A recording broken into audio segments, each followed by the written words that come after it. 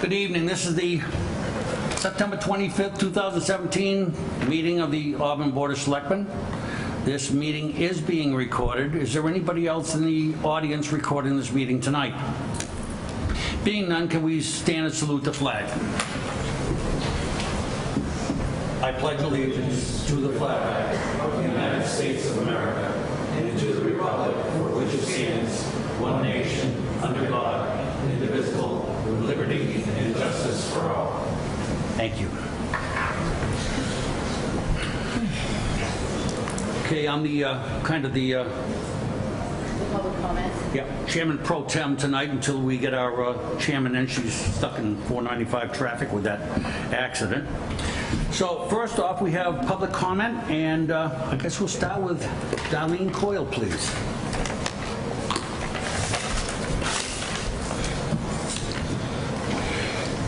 Good evening, everybody. So I wanted to inform you and the town of Auburn of two upcoming events that the Board of Health is assisting with. We have an event called Auburn's Vigil of Hope, and it's going to be held on October 17th at 7 p.m. at the Auburn High School. This event is an inaugural event in cooperation with the school department. The town was fortunate to get a youth opioid prevention grant, and this will be an event where we're trying to raise awareness of the opioid and overdose epidemic that's happening. Over the next year and a half, we'll be working with the school department to offer a series of events for children, for parents, for community members to be able to learn the signs of overdose and to bring awareness and prevention to that matter. So that is going to be, again, Auburn's Vigil of Hope. It's going to be October 17th at 7 p.m. and we're going to hold that at the Auburn High School, and it's the girls' softball field. It's going to be an outdoor event. If it does rain, if we do have inclement weather, we'll be moving inside to the gym. And also we have... Before you finish... I apologize. This Auburn Vigil of Hope, you've got some flyers out here to the Board of Selectmen. Are these flyers available in other buildings or other places, and is it on the website? Yes, yes, great question. So you will start to see those in the school, in the town buildings, and going out with the school newsletter, our Auburn account newsletter, and we do have it on the website, on cable access, and also for social media. So we will send those out as a reminder as the event gets closer, like a weekly reminder on that. Okay. Thank you very much. Thank you. Also, we do have our senior flu clinic has just been confirmed. So we will be having the senior flu clinic on Thursday, October 19th, and that's going to be 9 a.m. to noon time. That's held at the senior center, and we've been doing that for a number of years. Our senior flu clinic is always the first flu clinic, and we work in coordination with the senior center. So that has been confirmed. Pre-registration is not required. However, seniors, if they have any questions, they can feel free to call the Board of Health or the senior center directly, and we do have a sign up there. Again, it's not required. People can come that day. They don't need to sign up ahead of time, but if people want to call, that's completely acceptable. So we encourage everybody to come to the Senior Flu Clinic Thursday, October 19th from 9 a.m. to noon. Thank you very much. Thank you very much.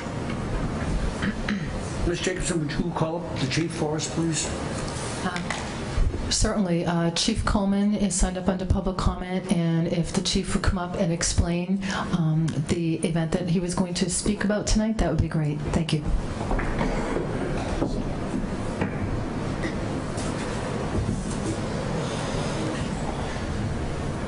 Thank you, Mr. Chairman, members of the board. I have a special guest with me this evening. This is Olivia Stone.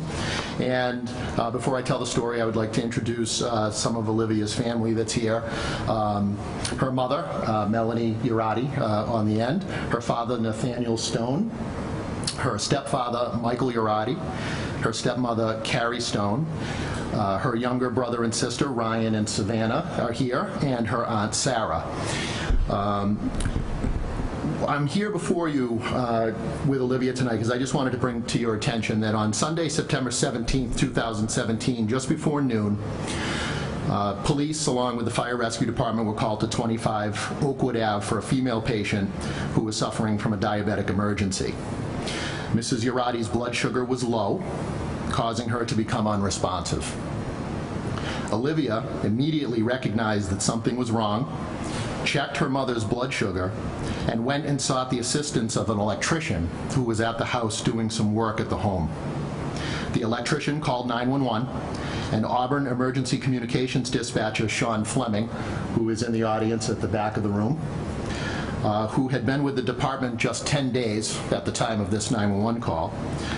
He took the emergency, and the dispatcher gathered all the pertinent medical information from the caller and dispatched the necessary emergency responders to the home, which included firefighter EMT Jeremy Feldman,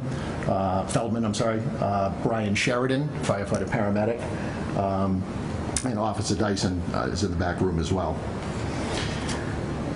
When I reviewed the 911 call, you could hear the dispatcher asking the electrician questions, and in turn, he was asking Olivia, and she was calmly answering those questions. In addition, Olivia had gone to the freezer and grabbed an ice cream sandwich and began trying to feed her mother by rubbing the chocolate around her mouth, but did not let her eat any of it in fear that she would choke. You could hear Olivia several times on the 911 tape, and she was never rattled once or upset. She kept her calm under what was an extremely scary situation for a 9-year-old. We wanted to recognize Olivia's bravery for taking care of her mom and acting so cool under pressure. Olivia learned about 911 as a student in the Auburn Public Schools when we make our visits to discuss fire prevention and safety, and she was clearly listening on that day. We have a small gift for Olivia that I would like to read to the board. So this is to present and certify to you, Olivia. You are hereby awarded the Civilian Life-Saving Award. This award is in recognition of 9-year-old Olivia Patricia Stone for the assistance that she provided her mother on Sunday, September 17, 2017, when she suffered a diabetic emergency and became unresponsive. Olivia recognized that something was wrong, checked her mother's blood sugar, recognized it was low, and sought the assistance of electricians that were working at her home and dialed 911.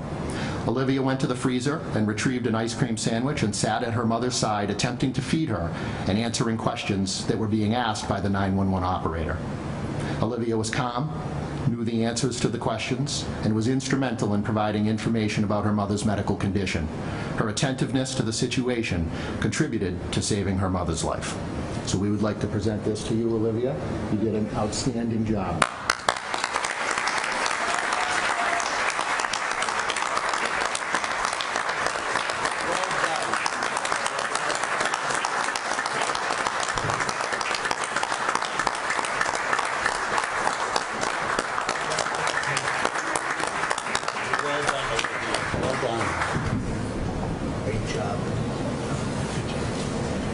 Thank you, Mr. Chairman.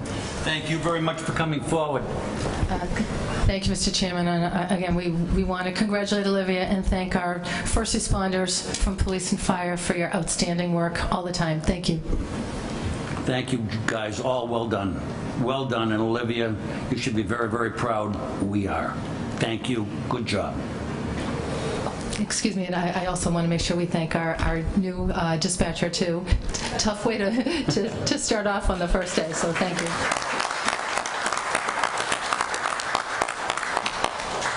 Okay.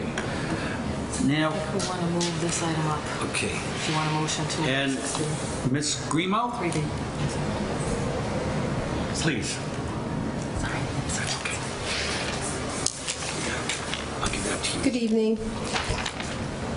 I just wanted to let you know that nominations are currently being accepted for the John and Ethel Riley Outstanding Citizen Award.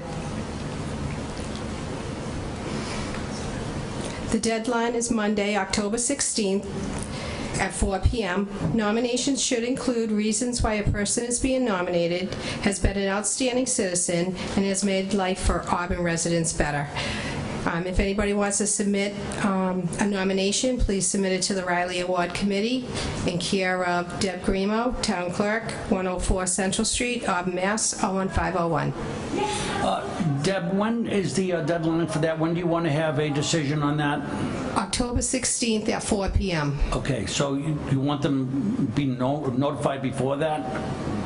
I'll take nominations up until 4 p.m. that day, Okay. even if someone was to come in and hand it up until the 16th at 4. Great, thank you. Okay? Very Thank much. you. Okay, I'm going to move up item 3B, the streetlight LED conversion. If I can get a motion, please? So moved. Second. All those in favor? Aye. Aye. Opposed? Okay. The streetlight LED conversion, we have some representatives from the CMRPC. Would you Oh, like? actually, yeah, it's a different group. Okay, oh, I'm sorry. That's okay, we took a different one. That's right. I'm thinking of another one. Thank you. Yes, we're going to have a presentation. Patrick Roach from the MAPC, which is the Metropolitan Area Planning Council, can explain the town had received a grant to do some analysis into the potential for streetlight conversion and ultimate purchase by the town. And we received this grant so we could look at and do a cost analysis as to whether it would be cost effective for the town to consider this, and if so, what would be the total payback, and how many years, and what would the savings be to the town. I just want to mention this relates to one of your warrant articles that will come up later when you start to go through the warrants to support or not to support. This is the backup information for one of the warrant articles to provide the initial funding of a two-phase plan to take this project on. So with that being said, I thought what we could do, Mr. Chairman, is have Patrick go through the analysis and what he had presented to us. It was myself, Ed Kazanovich, Bill Coyle, and Darlene and Matt Benoit, and we've all looked at it from multiple perspectives, and Patrick's done a great job of pulling it together, and he can certainly explain it far better than I could attempt to do it. So if I can turn to him, and then if the board has any questions, we thought we'd get all the questions answered now, and then I think the chair Doreen had wanted to wait until she got here to take a vote on the warrant articles, so we thought we'd go with the presentation to start with anyway, Terrific. if that works. Great. Go ahead, Patrick. Thank you. Patrick, please. All right, yeah, thank you for having me here. So my name is Patrick Roach. I'm with the Metropolitan Area Planning Council. And to start off, I'll just explain why I'm here and not someone from CMRPC. So we are the regional planning agency for Greater Boston, and the state Department of Energy Resources launched a grant program earlier this year, and they chose MAPC to administer it statewide. So we've been going around talking to lots of towns around the state, and we before we did this, sort of just to put in context our experience with this, we had helped around 30 municipalities, mostly in the MAPC region, go through the streetlight retrofit process over the course of about 5 years. So we gained a lot of expertise in how those projects unfold and how to manage them. So we are the administrator of their program. And the program that I'm going to be talking about, and that the grant that Julie mentioned, that runs through the end of 2018. It's a calendar year. So I'll do a little overview of the opportunity and talk a little bit about streetlights in general as well. So in Auburn, you have a little over 1,100 streetlights, and those are on two different rates with National Grid. And the short summary is that if you did an LED streetlight retrofit, the likelihood is we calculate you'd save around $74,000 a year, and I'll show you where that breaks out into. It would be about 240,000 kilowatt hours, so a lot of energy savings to go towards your green communities goals, and in fact, yeah, it would be about 1.7% of your most recent fiscal year energy usage. And for the total package, it's probably about $400,000 of gross cost. There are utility incentives available, and then there's the grant, we'll call it the DOER grant, the Department of Energy Resources grant that MAPC is managing. That will bring it down to about $267,000. So the payback you would have on this project is about 3.6 years, and the LEDs are expected to last about 20 years. They're warranted for 10. So the lifetime savings, okay, you can't quite see it there. lifetime savings there is about $1 million over the course of their useful life. So I'll just quickly say a note about the LEDs themselves and why, in addition to some of the benefits of the LEDs. Energy use is obviously a big one. We're talking about a 50 to 70% reduction in the energy use per light. And the picture on the bottom there is sort of what a LED looks like. It looks very different than the old high-pressure sodium ones. The LEDs have much longer life, so the high-pressure sodium bulbs that are out there today last between 5 and 8 years, whereas LEDs are warranted for 10 and are expected to last over 20, so maintenance costs really go down for the routine stuff. There also is improved color rendering, so unlike those sort of orangey lights out there where all colors kind of look the same and greens and blues and reds all look the same at night, you can really see color better, which helps from a safety perspective. And there's also less light pollution, partly because that light on the top is an LED. It's called full cutoff, so there's no lens that goes below, which can contribute to sky glow. And also, you're seeing a lot of LEDs now that are in the 3,000 Kelvin color temperature range. That's just sort of a warmer color light. You may have seen some cities or towns who retrofitted a long time ago, or LEDs that are bright white and almost cold looking. That warmer look is becoming much more common now, and as the technology's improved. So, there we are. Great. So back to the Auburn situation. In Auburn, your 1,100 lights break out in like this pie chart is the National Grid currently owns 210 of them. Then about 900 of them are currently town-owned. And there's also 55 poles that National Grid owns currently that you would be looking at taking ownership of if you retrofit. So when we talk about the retrofit, to do that, the first step is that you have to take ownership of the lights that you want to convert, and then you can get into the retrofit. So in this case, since you already own those 913, you don't have to do anything there. It's just a switch of the tariff. But the 210 lights you would buy back, and there's about 55 poles that you would also be buying back. In general, the vast majority of the poles are going to continue to be owned by National Grid, and they'll continue to maintain those poles, and you would just be owning the light that is on them. So from a maintenance standpoint, you're not suddenly looking at maintaining every pole in town. It's just a few of these poles, these 55, that generally only have your light on them. They don't carry any other wires. So that's sort of what poles you'd be buying back. And when you do maintenance, we talked a lot with the folks at DPW and Julie, there are a lot of third-party maintenance contractors, big companies like Siemens, Daigle Electric, who've been doing this for years for communities, and so there's a really robust market of third-party contractors out there to do this kind of maintenance, and nearby cities and towns like Worcester just retrofit, so there's going to be a lot of vendors in the marketplace out here. For the actual retrofit process, it starts with an audit, and that is where someone goes around and identifies the existing inventory, because maybe unsurprisingly the utilities haven't necessarily kept great track of all the lights that are out there. They get a GPS location and identify any issues that might have to be resolved before you do the work, and that can help you after the retrofit too. So you can have an online map where all the street lights are. Residents could report, exactly which one is out, things like that. You then go into the design process, so you're going to work with someone to help figure out what are the right light levels for you and for your town, what's the right brand and things like that to choose.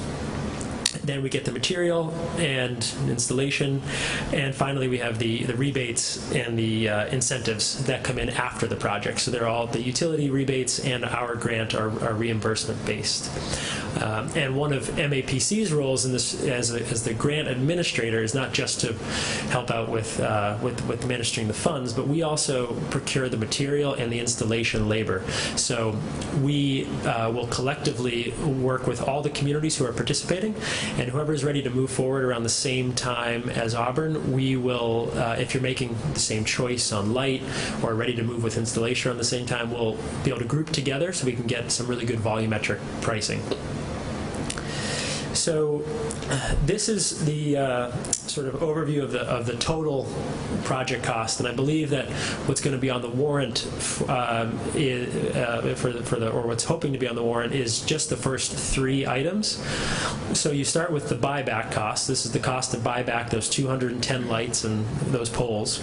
It's about $46,000, and that's just a number that National Grid comes up with based on some formulas of about how much their lights have depreciated. Then you have the audit cost that we talked about, and the design and sort of project management. So those together are just about $100,000. So that's those are probably, I think, what's going to be before you. Then the materials is the most expensive piece, as well as the labor, and that's what gets you to the $400,000 total. You have a utility incentive that comes in around $60,000, and then we have the grant through DOER and MAPC that is about $74,000, and that we would commit to in a written document with the town, so that money is there and it's definitely yours as long as you complete the retrofit. So net, you're coming out about $267,000. And I'll just say these costs are from, we're doing a lot of work with many communities, so these are sort of representing the best, most recent costs in the marketplace. So I think, and then this just shows you sort of the project, where the project economics come from. So we just had the costs. These are the savings. You can see it's broken out from the columns into energy savings as well as maintenance savings. So and the rows are the first part of just converting your lights, right? Buying your lights and taking ownership of them and taking over maintenance responsibilities, and then doing the conversion.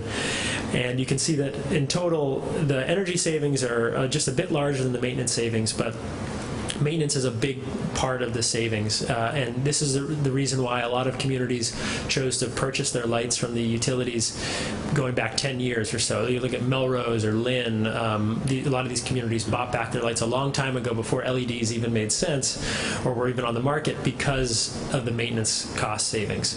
So we've got about 42,000 energy savings, about 32,000 in maintenance, and that gets you to about 74,000 total. And yep, then just wrapping up with the payback on your net cost is under 4 years. So in general, I think MAPC feels like this is a great project. We've seen these costs been borne out in the market, and the technology is great. It has some safety and better light benefits, as well as the economics and the energy savings. And we would really be the town's partner to help you go through this process and get the materials, get the labor. Also, we provide our own technical assistance as you're working with a consultant on the audit and the design process. So I'll leave it there, and I'm happy to take any questions. Great, thank you. Has anybody got any questions? Dan? I do. I'm waiting for somebody else. Okay, go ahead. Can you just go over, do you have any sort of, and maybe through the chair to the manager, what we're paying now for maintenance and what we can anticipate or what we're estimating? Yes, so actually,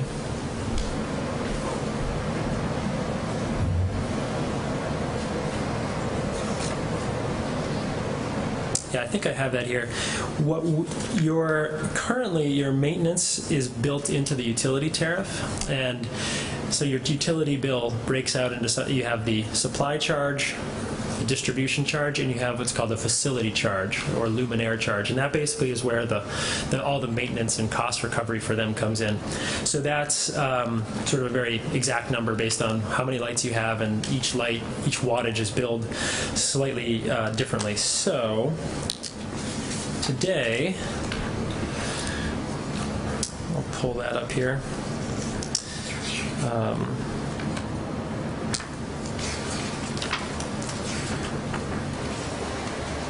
All right, so we have for maintenance that the town would currently be paying around $42,000 a year for that facility charge through National Grid for both of those rates. The facility charge is different on both those rates, but should be about $42,000. And then afterwards, we see communities usually entering into contracts on a per light per month basis that covers routine maintenance, like the light is out, it's under warranty, go up and replace that, right? And then they also put aside money for contingency costs. Essentially, say the utility owns the pole, but they decide they need to move the pole or put up a new pole, you would be paying to have your maintenance contractor go out in a bucket truck and remount your light to that new pole. Or, potentially a tree hits it or something and you get it remounted. So there is also a contingency amount we include in that. And so I think afterwards, the maintenance costs, so we had about $42,000 beforehand. Oh, actually, sorry, I should say, you're also getting charged. There's they have the facility charge. It applies to both the lights and the poles. So those 55 poles you buy back, you're currently paying a $10,000 use fee for those poles, and that goes away. So that's about $52,000 in sort of maintenance costs that are baked into your rate that go away. And afterwards, we think you'd be going down to about $25,000 or $30,000, depending on what you put in that contingency cost. If I can just have one follow-up, Mr. Chairman. Sure. Who is warranting these lights? The manufacturers. And how do we recoup the cost? Do we put it up front and then submit a bill? How is that? How does that work? In the case of a light under warranty? Yep. Yeah, so usually the contractor, your maintenance contractor you have would, as part of their scope of services, would handle going up, taking down the light, sending it to the manufacturer who would look at it to determine that, in fact, it wasn't something out of the warranty that caused it to fail, and then they would they would send you a new replacement light. So that's usually how it works. Yep. And on average, how long would we be without a light? You would Scenario. Yeah, so you would generally have a few extra lights in stock. So the maintenance contractor, as soon as they found out that the light was out, could go up, replace it, and then while the couple weeks while that it might take for that other light to get replaced, you'd have a light up there. So again, having that within that audit, when it produces a GIS map, having the ability for your citizens to go onto the town website and say it's this light that's out, will help it get identified and resolved quickly. Okay, thank you. Mr. Berthew. So we have a net cost of $267,047 after the grants and incentives. We have $100,000 on the warrant. If we go ahead with this, so where there's 167, so is the town pulling that from some other funds? I mean, I know it's a payback with savings, but the money has to be spent up front. Right. How are we coming up with that? Through the chair, and I'll turn to Ed for the specifics on where the funding source would be, but we had a lot of conversation about how much we should pay now versus phasing it out over two periods here. So working with Patrick to find out what would be the best approach. We thought we would fund the buyback, the audit, and the design now, and then the actual estimated cost of that is about $87,000 to build in a cushion, so we wouldn't have to go out to bid again if we were off or the bids came in higher. We went with $100,000 on the town meeting warrant article, but I think that's going to be a little more than we need, so we wouldn't use all of that. Whatever that cost comes to, the remaining costs, let's assume these costs are all accurate and they don't change when you go out to bid, we would then have to come up with $187,000 approximately at the at the annual town meeting out of a different funding source. There are a couple ways we could do that. I'll turn to Ed to explain that. So I guess knowing that we'd have to come up with some upfront cost money to get this project completed, there's a number of ways we could do it. We could do a authorization to borrow and just short-term borrow until the grant monies come in, pay that down, and then the remaining balance either we could pay over through a bond proceed, we could take it out of free cash potentially, we could take it out of stabilization potentially. Given the savings that's been recognized under this presentation, year one, $75,000, we may be able to redirect towards the cost of getting this project completed, minimizing what we would need in order to bridge that gap. So there's a number of ways that we could handle it. We could build it into the CIP and pay for it over a period of 2 years. But that's something we will examine as we get closer towards that period of time. As a follow-up to that, so we don't see this costing taxpayers anything to do this conversion? I mean, we would do it in such a way that we would minimize any impact to the taxpayers. So we may be able to do it through a transfer out of the reserve account, which is, that money is already in there. Would not require any additional taxation to the residents of the community. Free cash is another option we could look at as well. Thank you. Anything else? Mr. Liberty. Through the chair, what's the lifetime of the lights that we currently have in town? So you have high-pressure sodium lights generally out there. Those last between 5 and 7 years, or sorry, 5 and 8 years usually. Yeah, and that's sort of borne out when you go out for maintenance costs. Like the maintenance rate for LEDs is much lower just because they know they're not going to have to go out there as much. Typically we see the failures that really happen in the first year from like maybe manufacturing defects, and you've got a workmanship warranty at that point, and your lights are under warranty, so those get handled in the first year, and then they've got usually from there on it's a very, very low failure rate. Thank you. Mr. Berthew. Sorry, one quick thought.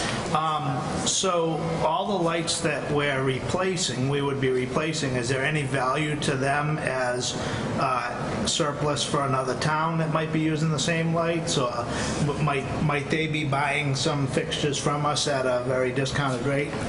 So generally what towns do is they require that the installers dispose and recycle of the various parts, and that they give the salvage value to the installers, and that helps reduce the cost, I guess. So that's what's been typical. Is that in our equation here?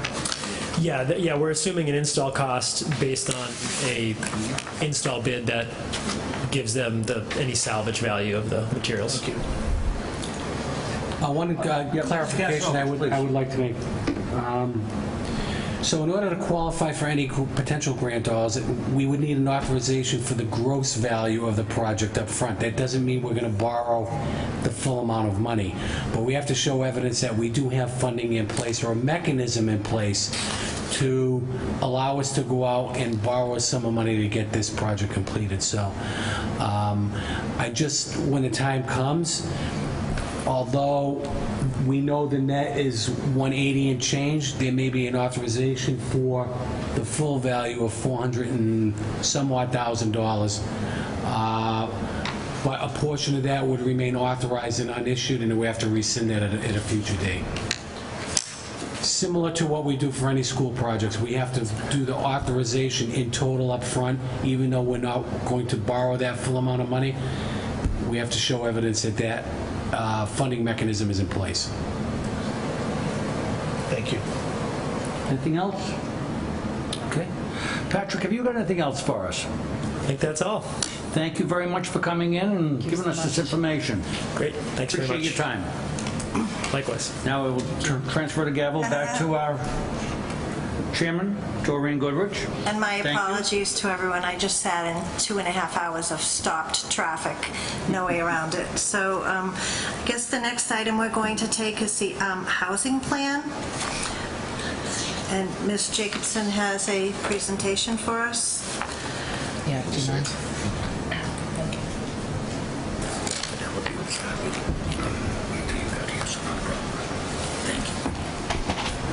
Thank you. Through the chair, I want to introduce our consultants on this project. Ron Barron from CMRPC, which is the Central Mass Regional Planning Commission. Thank you, Patrick. and Karen Suneberg, who is the subconsultant to CMRPC. And before we start, I just want to briefly just give you a real brief overview to the board, though I'm sure you recall this, but back in February of 2016, the town was designated as a compact community, and we had to submit best practices, and all 3 best practices were approved by the Baker administration. One was an early education initiative that we're taking on with the school department, which is very exciting, for which they received a $14,500 grant. The other was an economic development plan that we just finished up a few months ago, and we received a $25,000 grant. And then the third best practice was to develop a housing plan, for which we applied for a competitive round of funding and received a $25,000 grant from DHCD called a PATH grant. As a result of that, we went out to bid, and we looked at the submissions, and we awarded the contract to CMRPC and Karen Sonneberg in partnership to prepare this housing plan for us. The housing plan started approximately March, April, and we also appointed a housing steering committee made up of 5 residents of the town, most of whom had housing experience as in their professional careers. And that housing steering committee has been working with the consultants to guide this process, and we did have a community forum to solicit input, and I know 2 members of the board were there when we held that this past summer, and the resulting plan that you have before you is a culmination of all of those public meetings. So I'm going to have Ron walk you through what the plan is, and Karen will show you some of the statistical information, and then tonight we would respectfully request the board's vote of approval on the plan if you wish. We are trying to finish this up by September 30th, which was the contract end date for the consultants, and we are anxious to put this plan before the state DHCD for certification. We also need the planning board to vote on it, and it is on their agenda tomorrow night. It was on their agenda 2 weeks ago. They had the presentation, but it is back on tomorrow night. There are a couple of tweaks to the plan, nothing significant. It was mostly some renumbering and some type things. So they'll be voting on it tomorrow night. So thank you, Ron. Madam Chair, if I can just bring up a point of order. We took B out of order, but we actually should be going back to A. I certainly don't have a problem making a motion to move up C, but I think procedurally, I think we should make a motion to move up C. It was my understanding when I arrived that Fidelity Wellness Center had agreed to wait until after this item. If I'm wrong, please, yes. So I was just told when we arrived here that they were waiting until after this item. We normally, as a matter of parliamentary procedure, we move something up. We don't. I wasn't aware that hadn't happened prior to my getting here. So do I have a motion to move up agenda item 3C, please? So moved. Second. All those in favor? Aye. Any opposed? The item is moved up. Ms. Jacobson. Thank you, and my apologies. I had explained to the chair that we had a discussion beforehand to move this up, so I apologize. She was not aware. We hadn't actually taken the vote for that. So, Ron, if you can explain the overview. All right, thank you very much. Appreciate you giving us some time today, and thank everyone for being flexible with the schedules tonight. What we're going to do this evening is I'm just going to very quickly walk through the process of the plan, some of the initial findings we had, and then for the second piece, which is the strategies and goals, I'm going to turn it over to my colleague Karen, and she's going to walk through the second half of this presentation. The purpose of this plan, as Julie had already said, is to develop a comprehensive housing plan that can guide development of all housing types for a wide range of populations and incomes, including, but not limited to, housing defined as affordable by the Department of Housing and Community Development. That is, for the record, my definition. That was how I worded it. And what it really means is that this plan was trying to create a plan that could serve as a housing production plan according to the guidelines of the DHCD, but we also wanted to try to make it something quite a bit more robust, to try to look at the housing market as a whole and try to identify where any gaps were and what all the needs were for the town in all segments. This plan was designed to aid the development of the master plan that is underway right now. Also to assess the overall housing market, look at historic growth patterns and the impact of development on the town as a whole, as well as meeting the basic requirements of Chapter 40B, which is as you I'm sure are well aware, is the mandate that towns are supposed to strive to reach 10% affordable housing within their housing stock. The process, we began this as was said, in 2007 with an RFP. The town formed a steering committee which guided the development of this project. There were 3 meetings with that committee since March of 2017. We had a community forum that was held at the high school where we got the opportunity to present our initial findings, get some feedback from the community, answer some questions, and get some really important information on the residents' ideas for goals and strategies. And then we had the planning board meeting, and this final step is a meeting with the Board of Selectmen tonight. So a brief summary of the needs assessment. Our key findings here are a few. The population growth has slowed significantly in recent decades. The population has been aging, as has many of the towns in our region. Housing production has been relatively slow. The housing stock is aging. The market appears robust, meaning there's a lot of houses being sold. There's a lot of interest, it appears, in housing in Auburn. But there appears to be an affordability gap between the older houses that are quite a bit smaller and newer homes which are more expensive and larger. And that indicates to us a lack of housing diversity. This image that we have here showing just basically an overview of the population growth since 1970. We can see, as with a lot of towns in the 1930s, and the population was relatively low. Then after the Second World War, population grew exponentially and then started to level off in the 70s and 80s and has been growing, but has been growing slowly over the years. These two graphs indicate the growth projections and how we anticipate the town is going to grow. We can see that the town of Auburn is expected to grow in the next 20 years at about 10%, which is not a small amount, it's not an immodest amount, but it's on the lower end for a lot of the neighboring communities. At the same time, we can see that the town is aging in a certain way. From 2000 to 2010, we saw that there was a drop of 3% in the population of individuals between the ages of 20 and 54, and then over the age of 55, we saw a corresponding growth of about 14%, and that's anticipated to continue going through the next few decades.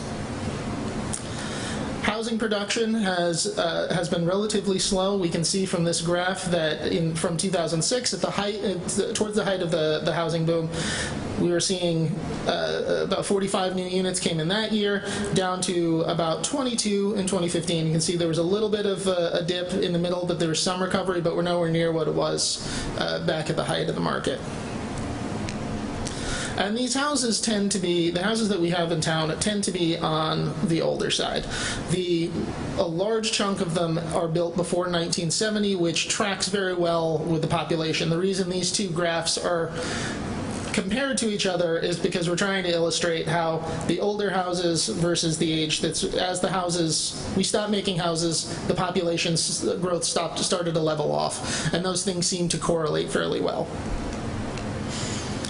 These older houses tend to be smaller, but they also tend to be relatively older. We're looking at 70% of those houses are older houses are less than 2,000 square feet, but only 3% of those houses were built before 2009. And this slide is showing the demand for these types of units. What we're looking at is basically there's a large concentration of houses that were for sale. This is showing from 2016 to 2017 in the month of March, and showing that there was a lot of demand for these houses that were in the sub $300,000 range, the sub 2,000 square feet. And there was a lot of them there. They were very quickly sold. I think the average for just that segment on the market was less than 2 months that they were on the market, compared to some of the larger houses that were more expensive, which is indicating to us that there's a high amount of demand in that area. So just wanted to talk very quickly about affordability. When we talk about affordability with plans like these, people have a tendency to associate it with things that are not necessarily relevant in these days. When we talk about affordable, we're talking about households that are making about 80% of the median family income for the area. And in the town of Auburn, about 36% of all households match that definition. They would qualify for assistance based solely on income. Over half of those are earning at or below 80 cents, almost half of those were spending more than 30% of their income on housing, which is defined as cost burdened. So you have large numbers of people in the town. Even though this is a relatively affluent town, people are still spending far too much for housing, and that's a concern for us in this plan. And this is just showing that this is the most recent guidelines from HUD about how we define low moderate income. And for a family of four, the 80% of area income is about $68,000, which is very, very close to the median income in the town. So we're looking at a large number of people who this applies to. It's not just for people who aren't working. It's not just for the poorest of the poor. So what we are seeing is that there's a concentration of houses being built at the high end, very large houses that are very expensive, and that's constraining the supply of houses where the market seems to be having the highest amount of demand. There's also a small supply of rental units and very few housing options, which is affecting new families and workers and people trying to downsize their housing, which is, of course, of great concern when you're talking about a population that has an increasing growth in retirement age individuals. And both of these could be potential drivers of slow growth in population and the age gap, since when you don't have the type of variety that is going to bring in new families and new residents and younger residents, you're going to see a lot of that sort of bifurcation in the age grade. So Karen is now going to talk quickly about the strategies. If you could step up.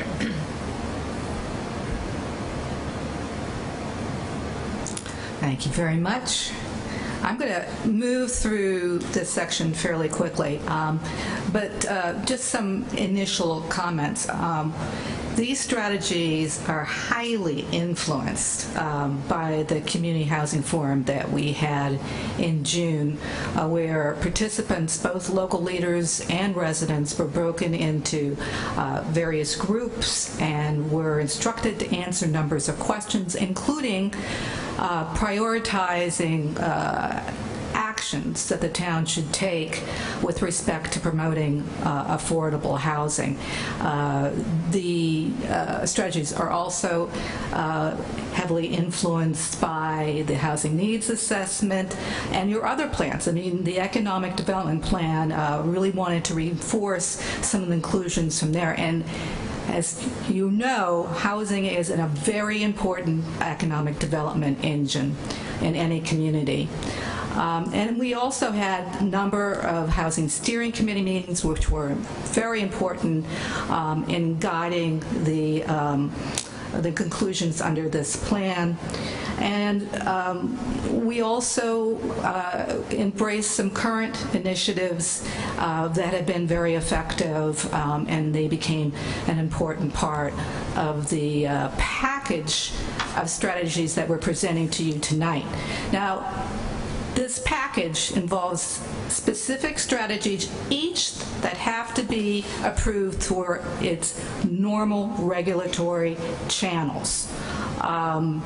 Based on, the town's priorities, considerations regarding available resources, and other issues at the time, will move forward in implementation in a phased and in judicious manner.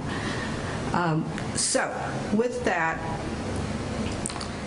we have divided the strategies into 4 major sections. One, and this first one, is on how the town might build its capacity to be a bit more proactive in the area of affordable housing. Number 1 relates to resources. Almost half the communities in the state have adopted the Community Preservation Act, with some additional resources, not just for affordable housing, but also for open space preservation, historic preservation, and some recreational activities. The town can move forward and provide some public benefits that also include some state matching funds. And the Community Preservation Act, which involves the surcharge of the property tax, does not have to have a big impact on residents' pocketbooks. The median single-family house price in town is $233,000. A lot of communities exempt the first $100,000 in value, and if you can, do the calculations based on the 3% surcharge, you get $6 a month, and the 1% surcharge, you get 1% a month.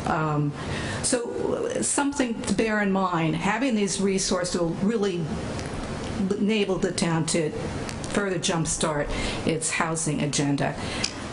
Without additional resources, the town's reliant on development proposals, reacting to developer proposals, initiating zoning that includes some mandates and incentives for affordable housing, and also, investing some of its town-owned property for affordable housing. So the next strategy involves establishing an affordable housing trust fund, which is another tool to provide some greater flexibility and resources towards affordable housing production. In 2005, the state passed enabling legislation, makes it easy through just a town warrant to establish a dedicated fund for affordable housing. And I'd like to refer to these trusts as actually kind of housing committees on steroids, because in addition to providing the fiscal mechanism, it also provides certain powers to this municipal entity, and that it can acquire property, convey property, be able to get financing, etc. And it can be capitalized by a number of different kind of resources, some of which we'll talk about a little bit later. A really important theme in the Community Housing Forum was community outreach and education, and really making affordable housing a big priority in the community. So in addition to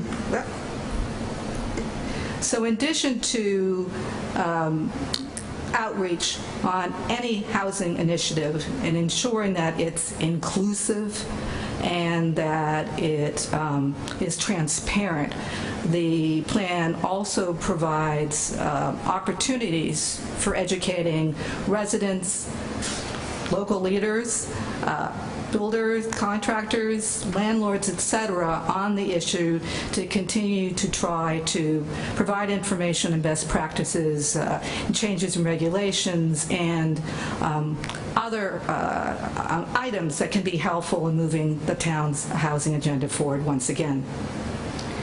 And then we also added a strategy on securing further professional support in the area of housing. At this point, the town does have limited capacity to take on additional housing-related items.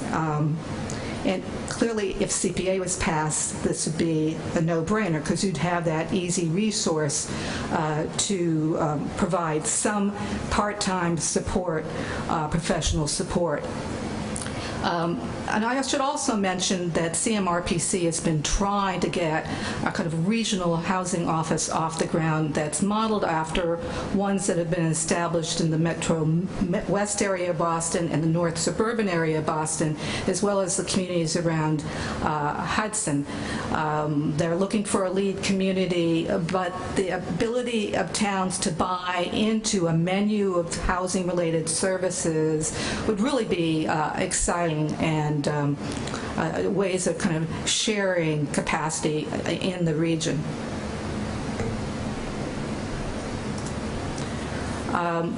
The next section involves zoning. I mean, zoning is such a powerful tool for not only guiding development to appropriate locations, but also including mandates and incentives for including public benefits, and that would include affordable housing.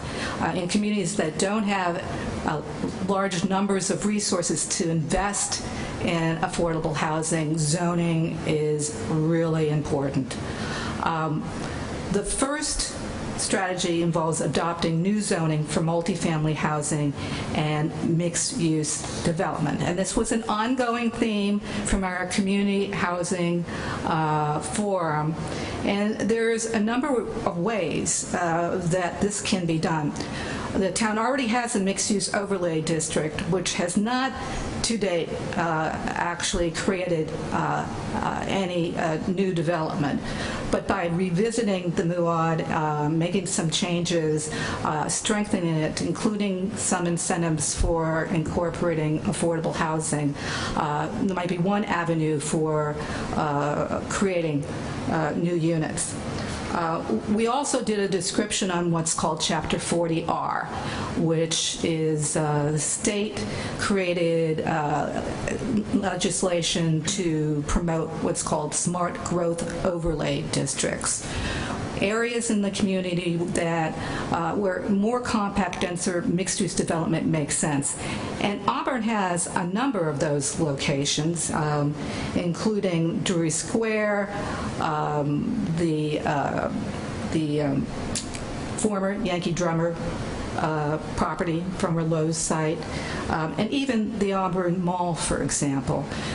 So the opportunities from 40 are not only by creating smart growth zoning, there are layers of incentives and subsidies that the state provides the community to help make development feasible, which is important. It also has another associated incentive, which is 40S, which basically ensures that if any students move into the zoning area, the state will cover any additional school-related costs. And there are other benefits too that are included in the strategy and in the text of the housing plan. Another option in promoting multifamily and mixed-use development is Chapter 40R.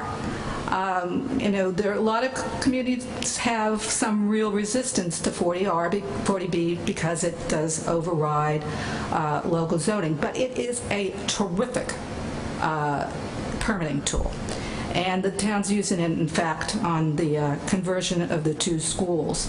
And there's something called the friendly 40B process, where the town actually partners with the developer on a particular development and gets the go-ahead from the state in order to move the project along through the ZBA permitting process. We also include a strategy on modifying the current open space residential development bylaw. The bylaw has not really been used effectively, and it does not include any mandates or incentives for including affordable housing, such as density bonuses. using the OSRD cluster type more flexible bylaw is a smarter approach for developing the town in contrast to the typical subdivision grid plan. We also suggest modifying the accessory apartment bylaw. Accessory apartments have a number of public benefits and can be particularly helpful to those who are cost burdened and living on limited incomes, where the addition of a smaller rental unit could really help them maintain independence in the community. And also we have a suggestion about exploring inclusionary zoning. Here's a way, without the town actually investing local resources, that it can at least keep up somewhat with diversifying the housing stock as new development happens. So we offer models that other towns have used in thresholds in doing this type of inclusionary bylaw, that any project over a certain size would include mandates for having a portion of the units set aside as affordable, typically also with some density bonuses that provide for greater feasibility of the project. The other option with inclusionary zoning that many communities have is a payment in lieu of actual units, where a developer can opt, based on a certain formula, to pay into a special dedicated fund like the Municipal Affordable Housing Trust Fund that we suggested, that can then go on to subsidize other housing initiatives. Excuse me, Karen, just given the heavy agenda, members have had this information in their packet for about a week, so if you could just summarize it, and we'll move on to Any questions and then the vote. Sorry to cut you short, but and you also did this great presentation before the planning board, which some members may have seen. Not a problem. I'll move this really forward quickly. So the next section is on housing development strategies. This is where the unit production really happens. One is to make suitable public property available for affordable housing, which the town is doing currently through the conversion of the 2 schools to senior housing, which will total about 110 units, which will enable the town to be certified under housing production, meaning that it'll have 2 years while it would not be open to what it might consider inappropriate comprehensive permit applications. Pursue partnership opportunities for multifamily mixed-use development. This is like the receiving end for all that zoning that we recommend in the previous section. And explore small-scale infill housing development in existing neighborhoods that could accommodate empty nesters, starter homes, special needs housing, to kind of fill in some vacant lots in a way that's harmonious with the existing fabric of the neighborhood. And lastly, housing preservation strategies. To continue to participate in the Attorney General's abandoned housing initiative, which enables to bring back abandoned vacant properties to the tax rolls and to productive use. The town's already been participating in. And to consider establishing a housing rehabilitation program. As Ron mentioned, a fair number of the housing units in the community were built before 1980, about half, and probably had some deferred maintenance needs. This strategy suggests applying to the state for a special CDBG, Community Development Block Grant funding, to support a housing rehabilitation loan program. And next step, to obtain planning board and board of selectmen approvals, which are prerequisites for submitting the plan to the state. The state typically takes about 90 days, or it can take up to 90 days, so they're moving them faster from the submission date to make its approval. And once again, likely certification of this housing plan based on the 2 school development, which would be a 2-year period where the town would not be open to what they considered inappropriate Chapter 40B comprehensive permit applications. And the town will have all this information on its website. Thank you so much. If you could just wait now in case members have any questions. Before I move on to questions, could I have a motion to move up agenda item 6B, which is the housing vote attached to this agenda item? So moved. Second. All those in favor? Aye. Any opposed? So we will, we have the vote with this as well. And I'll also point out that in your package you have a letter from the Housing Steering Committee expressing their support, and I would just note that we have members of the Housing Steering Committee here in attendance as well, if you have any questions. Do members have any questions? Ms. Jacobson? Yep. Oh, I'm sorry, Mr. Holstrom. Thank you.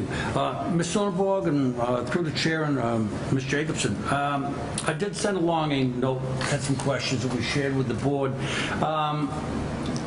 This housing plan is under the control of the town of Auburn. It's not something we put into use and somebody else tells us what we can do or what we can't do. We have complete control over this plan ourselves as a housing plan, correct? Yes. Through the chair, the housing plan is the town of Auburn's specific housing plan.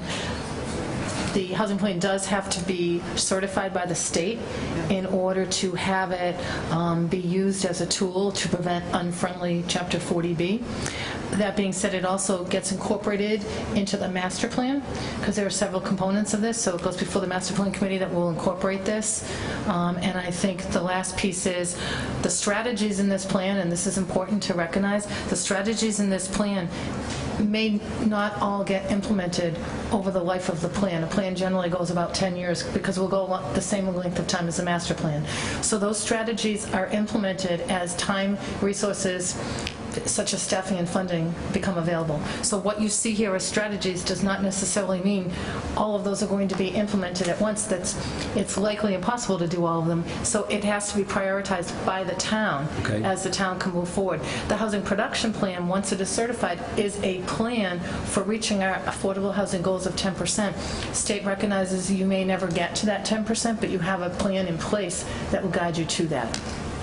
Okay, I guess as a follow-up question, and part of my questions were that if we have the control over it, then we can decide what we're going to need for infrastructure, for resources, and for services, so which will be an additional part of, what the town would have to pay for. So is there a program or is there strategies involved with looking at that so that we can say, yeah, we can afford to do this or we can't afford to do that? And I would say that we've talked about this, but in the slide, there's a slide for some various strategies for capacity building, which I think relates to what you're talking about.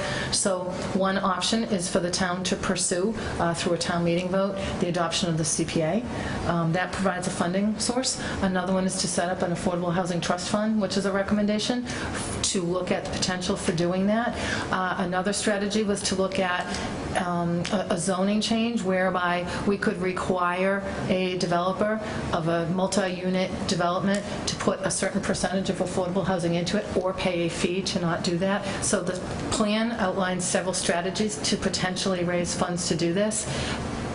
Again, there's no cost to the town until the town starts implementing some of the strategies, and the determination on what strategies to implement happen over a period of time as you have funding sources. So if you get the CPA and there's enough money in there, you may want to implement 3 of the strategies. If you don't get the CPA and you have an opportunity for a grant, you might want to implement 1 of them. So the implementation is not set in stone. What we are presenting are the strategies to get there and several recommendations for how to potentially fund it. Okay, thank you. I did read through that, and I do understand that those pieces are in there, but I want to just be sure that the public is aware of that, so that it's not just a housing plan saying, here, you own it, you got to take care of it the way it is.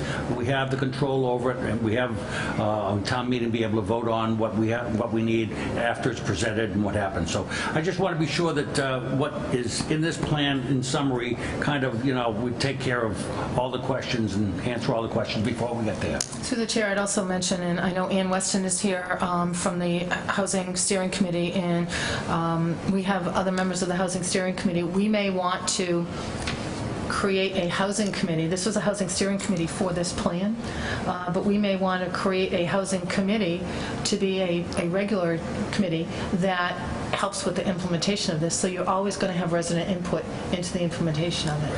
Thank you. Thank you very much. Are there any other board questions? Mr. Carpenter? Through the chair to the accountant or the manager, in this trust fund, and even beyond that, what opportunities to partner with organizations does this allow us? If we get X number of dollars and Habitat comes in and says, by the way, we'd like to buy a piece of property, can we partner with them? Can we partner with our own local housing authority and say, put some seed money into doing something? What can we do to make... Through the chair, I'm going to turn to Karen because she's looked at other communities as to what some of the successful models are. So if that's okay, Karen. Those are great ideas. I mean, the ability of the town to have some funding usually as what's called a gap filler to help make development feasible, with developers bringing in case of Habitat, sweat equity, and other resources, other developers bringing in state financing, that type of thing. Ability to have some resources for the town to put in and invest, help leverage all those funds is a very powerful tool. And just a quick follow-up, 40R and 40S. Now, I've been off the planning board a long time, but once upon a time, that was required to be funded annually by the legislature. Are they currently funding it, and at what level? Because at that time, they weren't funding it at all. Yeah, good question. The funds have been raised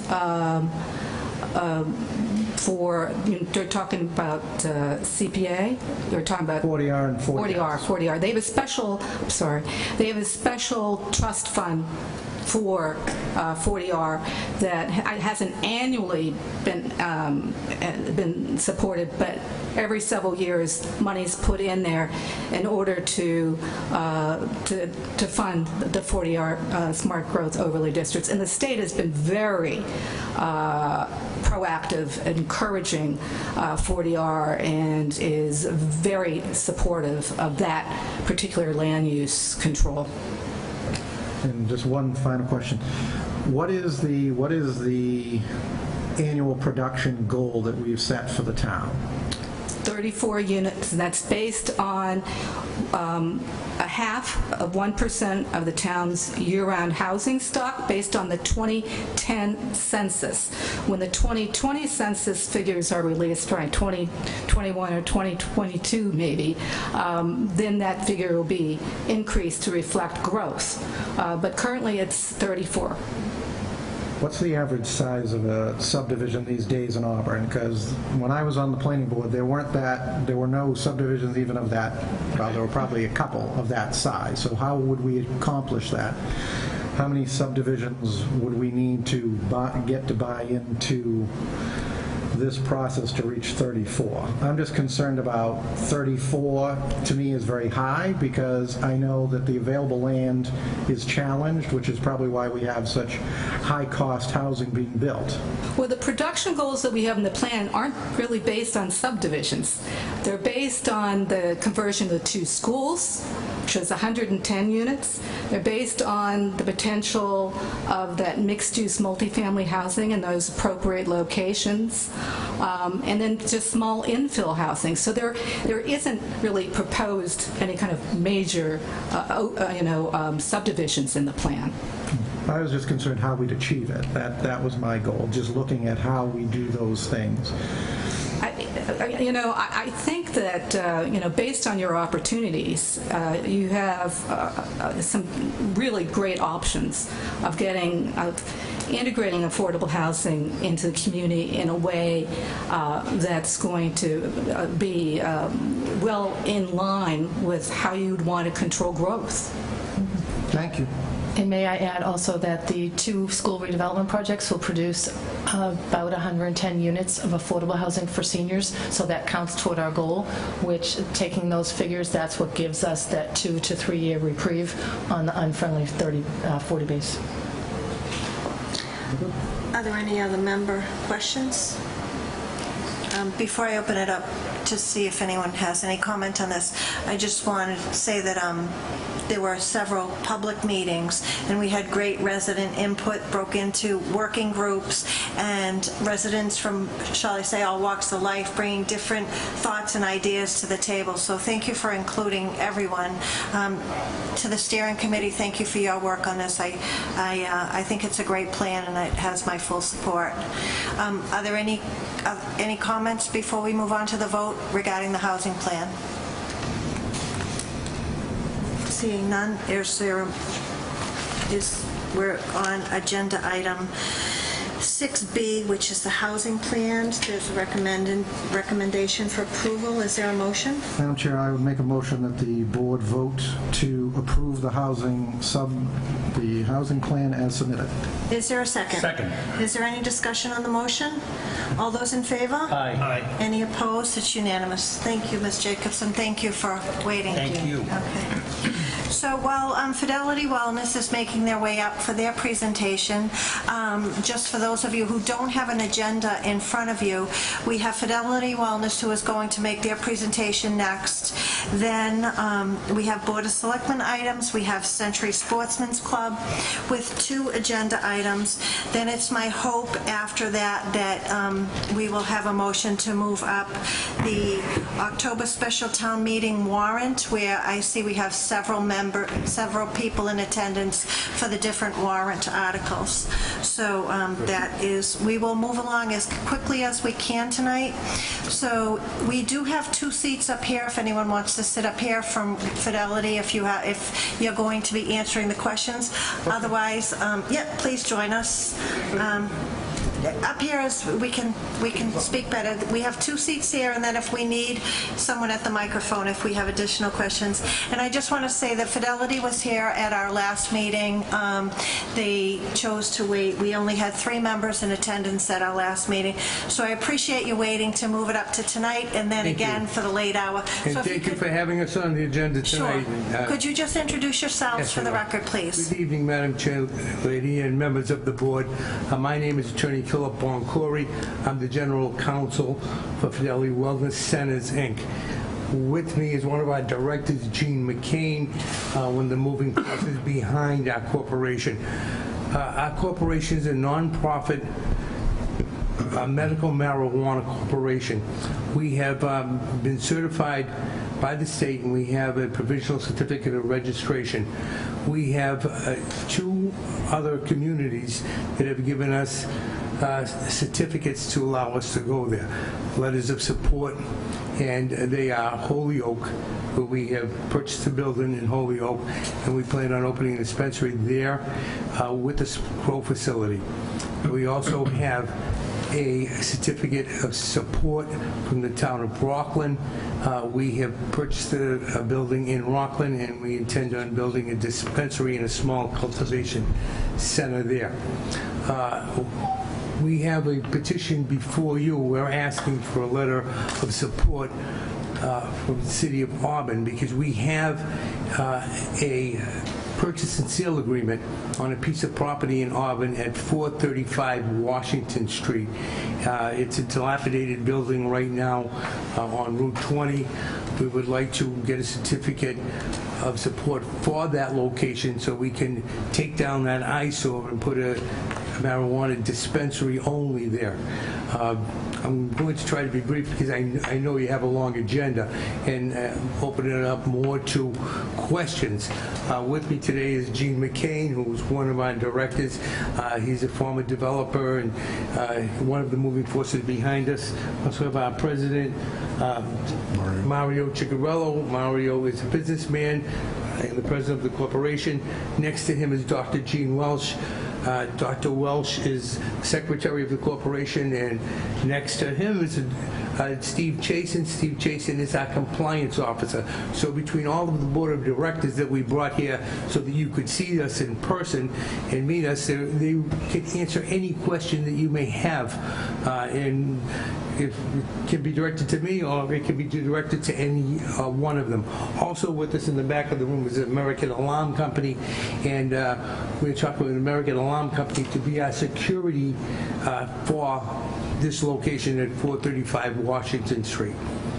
So if you have any questions for us, we would hopefully answer them and make your night go a little smoother than 495 was. Thank you. Thank you. Before I ask members if they have any questions, do you have anything in forms of the presentation? I know you included a letter. I did. Do you have something for us? Through the chair, I, again, don't want to take up the time if you have in your packets, which I think you've had for several weeks now because of the postponement. The entire package, this entire thing is available, and if anyone is interested, we can put this I believe online. the entire package shows our complete financials, what we plan to do, and hopefully everybody has had a chance to look at it. Right. Maybe I can let me add a comment. This is Gene McCain. Just to be clear, and you may be very clear already, but we're here to ask for letter of support, as Phil explained. There are steps that follow that. The letter of support, what that does is it's a requirement by the Department of Public Health. Before a medical marijuana company can proceed in a town with a planned development, they need a letter of support or a letter of non-opposition. It's the Department of Public Health requirement. We've been fortunate to receive letters of support from both Holyoke and from Rockland. But we're here before you asking for a letter of support or a letter of non-opposition. What that does is that triggers a process for us to go back to the state and ask for a provisional certificate of registration.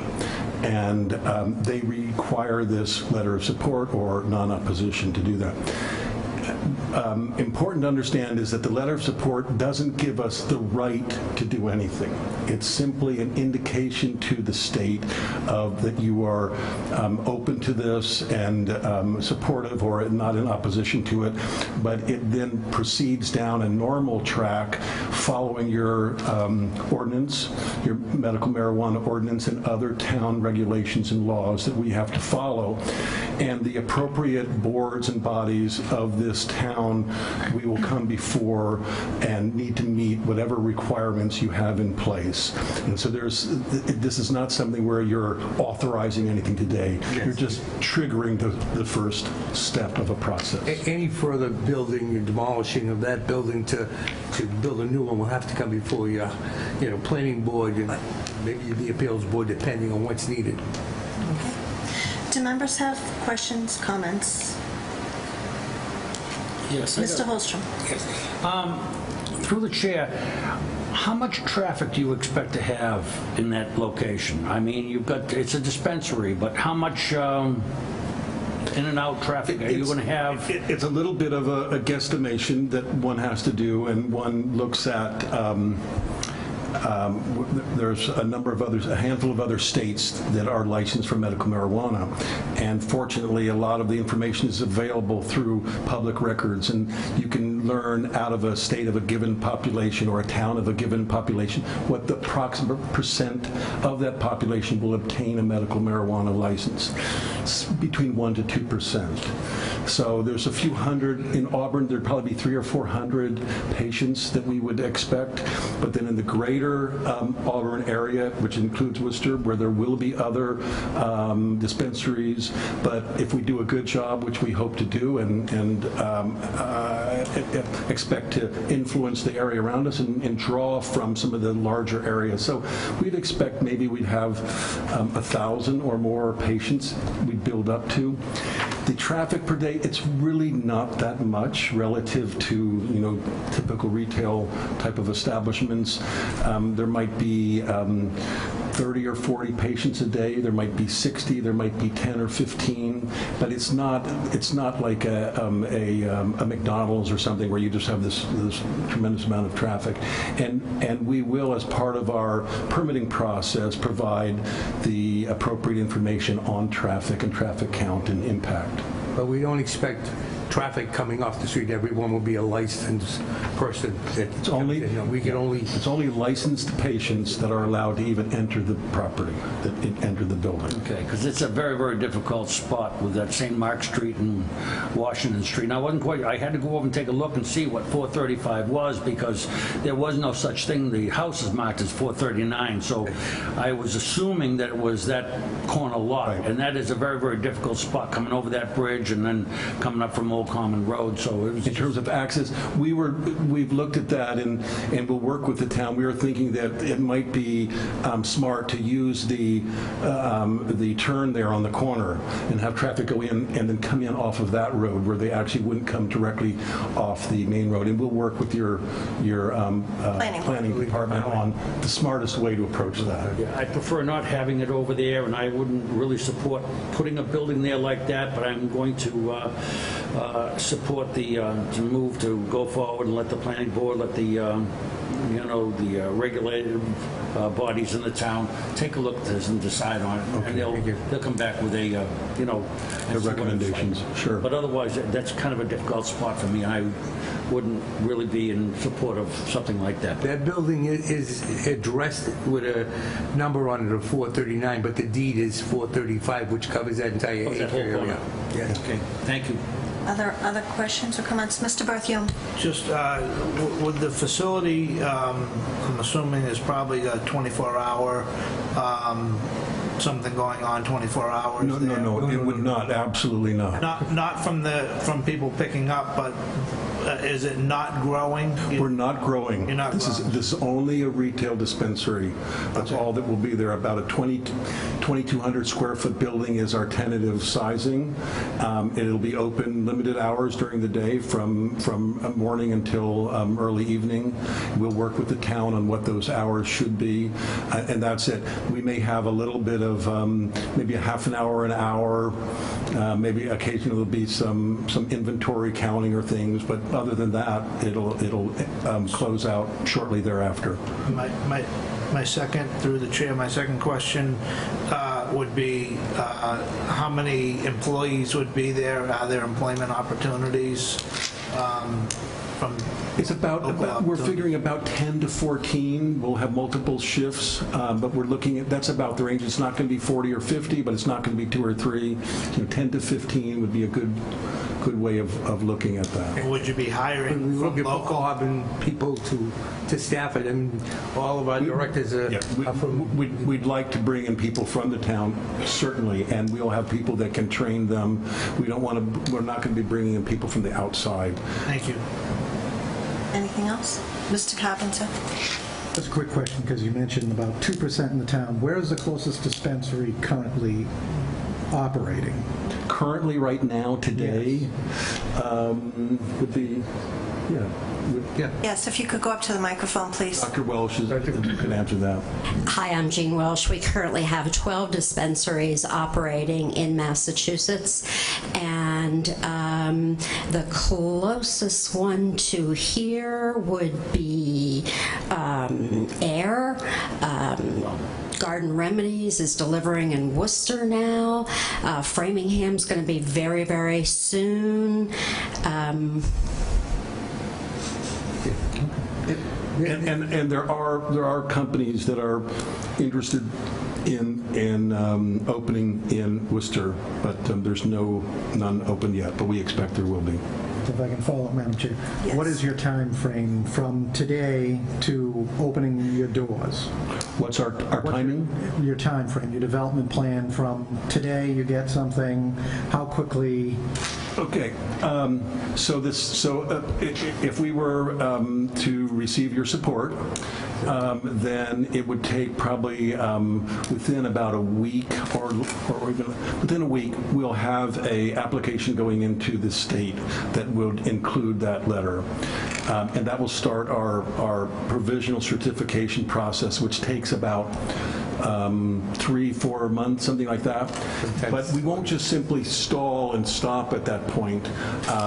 We'll run parallel. So what we would do is we begin working with the town, and we will be immediately developing our design and engineering and infrastructure requirements and working with the town and our consultants.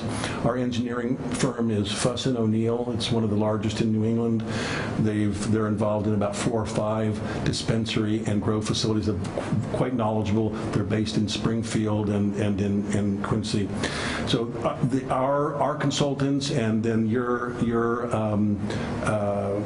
planning department and others will work with them and develop plans. So we'll be developing that plan and then submitting to the appropriate board for a use permit based on your medical marijuana ordinance and other ordinances that impact the development of any property here in Auburn. So that will run its own course, whether that's 2 or 3 or 4 more months. But we are going to try to move as quickly as is reasonable and in keeping with the town. We would love to be able to break ground in the spring and build and be open in the fall. That would be of next year. That would be our hope. But any development like this, it goes by its own timing, and it just depends on how some of these steps, how quickly they proceed. But it's within about a year would be sort of a general time frame. I have one more. Yes, maybe Mr. two. Carpenter. How many people in the Central Mass area, and I'm just thinking Oxford, Millbury, Leicester, Worcester, currently have a prescription for medical marijuana? Actually have a license now? Yeah. Would you have it? The state doesn't break out the data by town for us, but we look at a penetration rate between 1 and 2.5% typically in a town. I mean, and less than that now, but it's growing. It's less than 1% right now. My concern is you're going for a variance. You're going for a variance for this parcel. So this is a fairly new bylaw. Why is this site the end-all, be-all? Why are you seeking a variance as opposed to another site? I'm glad you asked that, because it's not the be-all. It seemed like a nice, attractive site in terms of being on Washington Street on Route 20. Access is fairly straightforward. It's very easy to see. We feel we can, with some nice landscaping, we can do something very attractive there and easy for the patients to come. Of course, we have to follow your zoning, so that property is within the allowed zone. But if this became a significant issue, and you've raised this yourself, and that site, we'll sit down and talk to you. We have it under contract, but our interest is being here in Auburn, and we felt that was the best site that we could find. It's got to be in the zoning, it's got to be a property for sale, and so you're limited. You can't just sort of pick anywhere you want, as you know. And we felt this was the best site available, but we are also now locked into a purchase and sale agreement with this site, and we have another payment coming due very soon. But I think what I want to say is, let's just say that we move forward tonight, okay? And that as we move down the road a little bit, there becomes a concern about this particular site. We'll sit down and talk to you guys and your appropriate board members and planners, and if it would really make a lot more sense and more comfort in getting the use permit, we will look at another site. We'd lose some money on this, but that's part of business, and we understand that. But we'd like you to allow your planners to take a look at the site also and see what they feel and get that input, and we'll get that too, and then we'll address that down the road a little bit. Mr. LaLiberty. Through the chair. The facility in Holyoke, you have a growing facility and a dispensary in Holyoke, or is it just... Let me just take a bird's eye view. So Holyoke, we have a property just under an acre of land. It's actually just a couple blocks from the city hall, right in downtown. We have large old mill buildings there. We've got about almost 80,000 square feet to work with. And our plant, will be our main growing cultivation facility. We'll also have a processing facility. When we say processing, we're talking about marijuana-infused products, which would be like tinctures or oils and other things that are rapidly becoming popular among the patient community. So we'll develop those there, produce those there, and we'll also have a dispensary on Dwight Street right there in Holyoke. Holyoke. So that's a cultivation, processing, and dispensary.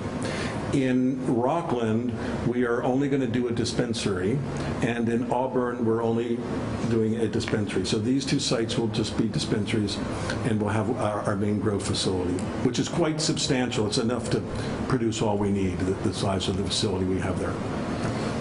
Just a follow-up. So the Holyoke, what's grown at that cultivation site will provide everything that you would sell in Auburn. What we grow there in Holyoke. And Holyoke will be transported to Auburn. Will be transported to Auburn, and it will be transported by not what you typically think of as a large bank armored truck. It'll be a less conspicuous, but it'll be like a van type, but a security developed, and America Alarm, who, as I think you know, are based here in Auburn, but they've been, it just is a little coincidental that they're here. They're involved in many other, the security for many other dispensaries and cultivation facilities in Massachusetts, so we're very fortunate to be working with them, and they will work with your police department and others, interested parties in the town, to make sure that we're meeting the town's requirements. The state has very strict requirements on security, as I think you know, and American Alarm is fully informed and actively currently doing security, including transport and such, for other facilities. Thank you. Anything else?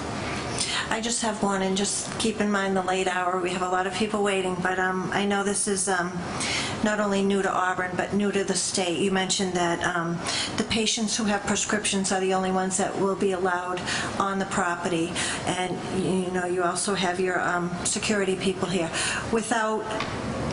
To the extent that you can explain your security plan, can you share with us how you will implement this plan to reassure residents that it's, You'd like a little, it's not just I think, open for business? I think we should have American Alarm. I think we should. I'm wondering if John, would you mind just speaking? Okay. John is the general manager of American Alarm, and they are operating. Come up to the microphone, please. Just give your name for the record. Just very briefly, just tell us how you propose to ensure that it's only basic elements of a security system. Yes. What's involved in securing these facilities and the transport? Sure. My name is John Tanner. I'm the Regional General Manager for American Alarm and Communications. Our office is located at 489 Washington Street in what used to be the old Auburn Racket Club. So there's multiple layers to the security. There's going to be traditional security, which would involve sensors on windows and doors, motion detectors inside, acoustic detectors. But layered on top of that, we would have access control to the doors that enter and exit the building, along with internal doors to control movement within the facility by folks that are authorized to go from this room to that room. As an additional layer on top of that, there's going to be video, which would in turn work in unison as a single platform with the security and the access control, so that when somebody presents a card to read into a particular door, the system could be triggered to record that event and then store it, so that you could see these different type of events going on, so that if you had any kind of concerns or problems, timelines, things like that, you can go back and kind of capture the entire event as it took place. In the simplest form. Sorry. Thank you.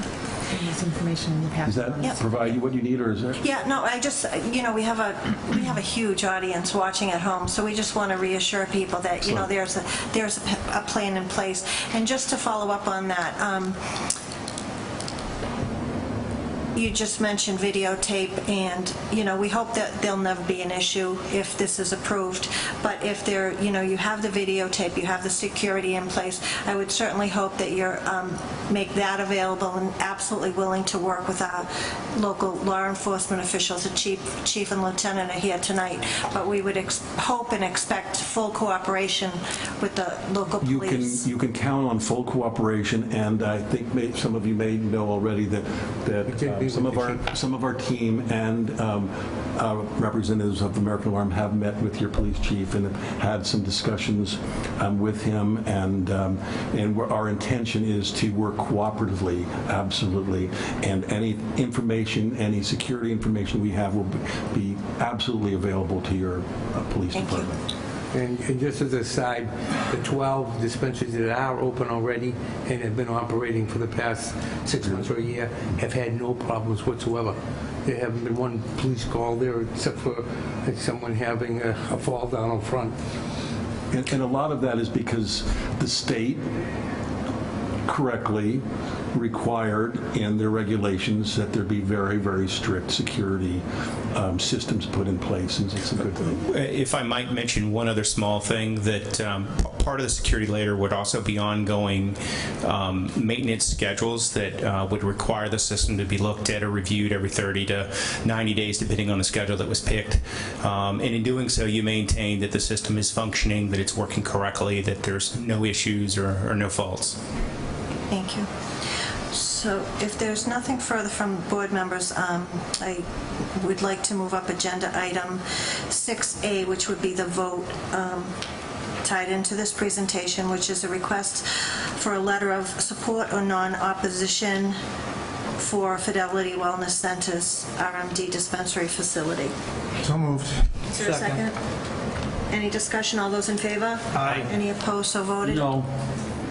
To move the agenda item up? To move the agenda item, yes. Okay. So, Ms. Jacobson, do you have anything else to add before we take a vote? The only thing I want to add is just clarification, as it's in your packet and has been mentioned. 2 variances are required for this. All of this goes to another board and/or entity in town. Under our bylaws, they need to have both special permit and site plan approval from the planning board. And again, it's been said, but this just gives them the opportunity to go to the next step at the state.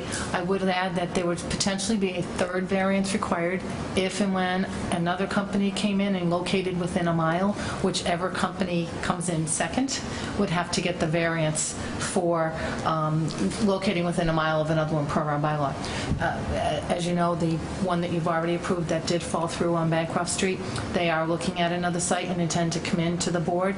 The board could give multiple letters, but at the end of the day, depending on which ones move forward at the state level and how that process works out, there may be a 3rd variance. Again, all of this goes back to planning board, and in this particular case, because it requires variances, also the ZBA. So there are several other steps that residents and your boards will be watching on this.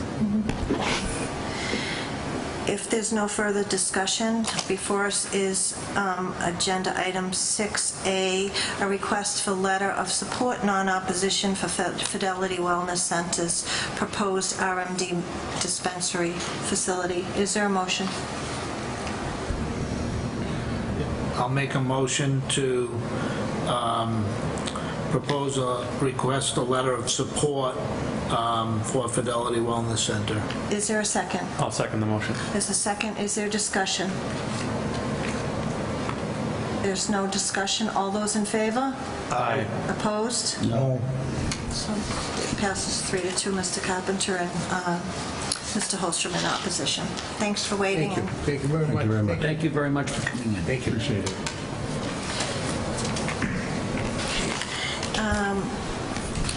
Just for board members, if there's anything that doesn't require anyone in the audience here, I'd like to skip over that until we address everything here. So the next item would be the Century Sportsman's Club indoor entertainment license. And if board members want to take both at the same time, we can do that if there are any questions. We also have item 5B, Century Sportsman's Club 2017 outdoor entertainment license. Do we want to take them together? I believe we should. Okay, is there a motion to take them together? So moved. Is there a second? Any discussion? All those in favor? Aye. Any opposed? So voted. Is there a representative here for Century Sportsman's Club? Yes, Frank Height. I'm the treasurer of the Century Sportsman's Club. Okay. Also have our bar chairman with us as well, Mr. Tom Brothers. Okay, if you could give your name for the record, please. Frank Height. Frank Height, okay. So, if you want to, we have your information in the packet, if you just want to tell us a little bit about what your proposal is. Okay, so the indoor entertainment license, we have a facility, we rent our facility out. We also have some of our own events, and under your rules for an entertainment license, we have events that would trigger that need. And so we've listed some of the types of events, like birthday parties and things that might have either live music or amplified music, events that could be ticketed events inside the hall. And so that application is for 2018 to give us a indoor entertainment license for the hall to comply with your laws. So right now, we're on the indoor entertainment license. Do members have any questions? Mr. Holstrom? Yeah, have you got any type of a calendar or any kind of an idea of what kind of events you're going to have and over the course of the year? Or is this just for one? Because it says that the days and hours of operation varies. So is this going to be over the course of the year? Is it going to be one event? How's that going to work? Sure. We've been in operation for 68 years, and we're out. We have a rental hall that is typically rented a couple of times a month, usually on Saturday nights, occasionally on Friday nights, almost never on a Sunday, almost never during the weekend. Most of our events, our rentals, would not trigger this. It's probably only a handful of events that would actually have live music. In speaking with DCG, your application and the state laws are a little bit vague, and so one of the requirements is said amplified music. In speaking with DCG, they said something like a wedding, which might have a DJ, did not require it because people are not there for the entertainment. They're there for the wedding, and the entertainment is secondary. So, we were having a little bit of trouble trying to fill out the application and tell you exactly when, but I would say probably not more than once a month we would be triggering this need, with some type of event, maybe not even that much on the indoor. Okay, just as a follow-up. Go ahead. I'm sorry, through the chair. It says the applicant shall submit floor plans that include all the options for the layout of the room. Is that for each individual, when you talk DCG, is that for each individual event, or is that just for? I believe that the building commissioner was concerned with it. We have a occupancy of over 200 people. Depending on how the hall is set up, he may raise or lower that. If it was a concert that would be standing or seated area without tables, there would be a more dense use. And other events where there's tables, he wants to make sure that egresses are kept open. So we asked us to give him some typical layouts of how people would typically set up the hall, and he might adjust our occupancy levels based on those layouts, and we're happy to provide that documentation to him. Okay, thank you. Sure. Mr. Carpenter? Through the chair, I see we have our Board of Health and Building Commissioner here, as well as the Fire Chief and the Police Chief. So my concern with this is, and this is the first time I voted on something this open-ended, I'd really like some definition, because frankly, you may know what's going on, but I'm not going to have any idea. And my guess is my phone's going to ring, and then I'm going to have to bother somebody. So my concern is I would like some language to attach this beyond what the DCG, just to outline exactly what it is we're approving. Because to me, indoor entertainment could be anything. Well, your license is for an annual permit.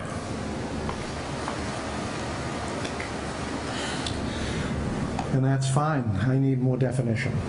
Because again, okay, I'm the guy whose phone's going to ring, not somebody else. So I don't want to say I don't know what's going on, because I don't.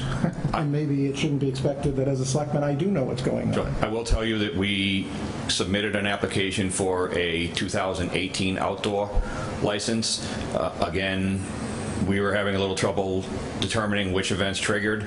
At the suggestion of DCG, we withdrew that application, and as our calendar becomes more firm, we would come back to you on an as-needed basis and apply for 2018. I don't know, when we spoke with DCG, there was comments of over 100 people triggering nightclub things and sprinkler stuff. If you want to issue that it's good for under 100, I don't know how to help you. I mean, you have an annual application. We filled out the application. I don't know how the process works to make you happy. I'm not necessarily directing at you. I'm directing it at staff. Because to me, they're the experts. I'm not. I'm here twice a month. They're here every day. So I just want to be clear that right now, because it was mentioned, we're on the 2017 indoor entertainment license under discussion, and we've also moved up the 2017 outdoor entertainment license. We're not even discussing 2018 at this point.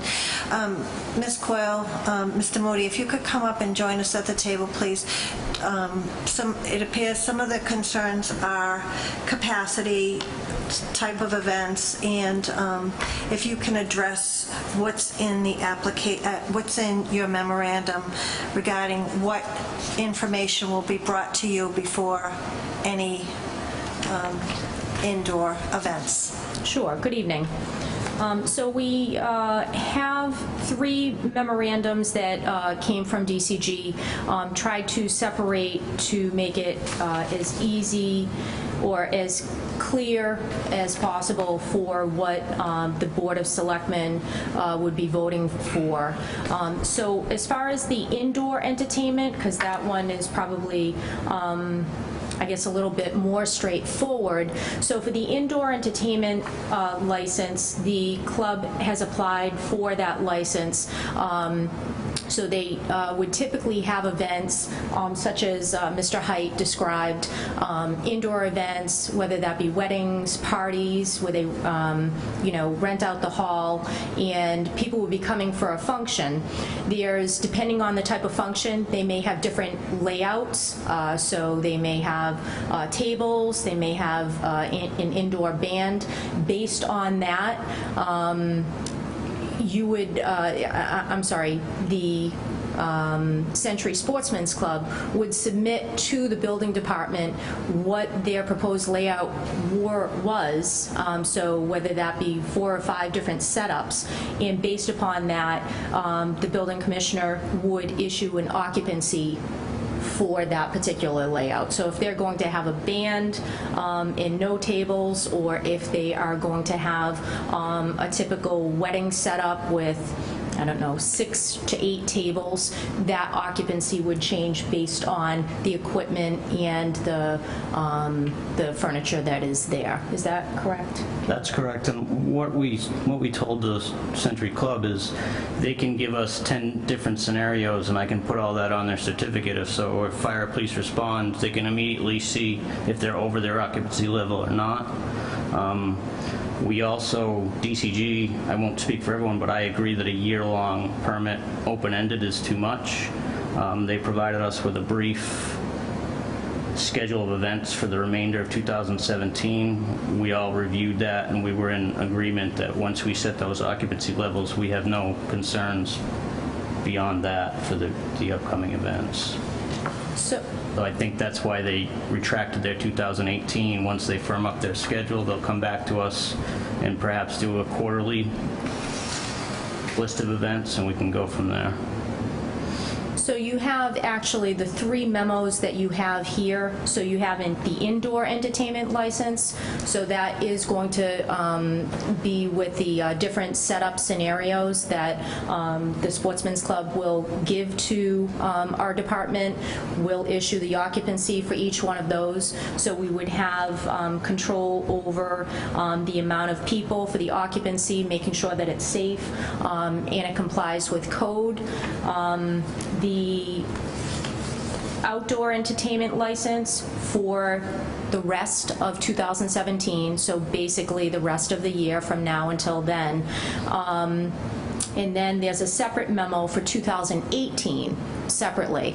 As Caleb stated, DCG thought it would be best to handle the rest of 2017, looking at what they have for events scheduled, which is namely their haunted hayride that's coming up. So they have been doing that that as an annual event. So we're looking at that particular event for the month of October. And so we would be looking at the outdoor entertainment license from now until the end of the year. 2018 would be something that would be voted on at a later time. So it would be the indoor entertainment license and the outdoor entertainment license for 2017. 2018, we would recommend as the DCG to hold off on that. Mr. Height, do I have that? Do you agree? Yes, except I just do want to point out that again, the application for the indoor license, the application says it's for a year. If you guys want to modify that, that's fine. But when I was saying that was asking for 2018 indoor, it's from now, September to September, is the application. If you guys want to modify the application, that's up to you. That's why I referred to it as 2018, because there's more of 2018 in the application than there is in 2017. There's only a short period of 17 left. With the exception of liquor licenses, our licenses expire at the end of the calendar year and then are renewable at the first of the year. Understood. Mr. Cobbins, did that answer your question? Yeah, thank you. Are there other questions or comments about this? Mr. Berthium. So, the outdoor entertainment license, what I'm seeing here is pretty much from now until the end of the year, the main thing you have going is the haunted hayride. That's correct. And it says it's the 16th annual, so you've got that pretty well down pat. We believe we do. And the police and fire are good with that each year so far? If we're going to just ask questions, we just need them to come up to get it on the record. Oh, okay. Do you want to get it on the record? If you would like that question answered. I'd just like to... Chief? I have no issues with that event. Okay. Chief Slukas? Nor do I. Thank you. All right. Madam Chair? Yes. Excuse me. We would just want to make sure that the typical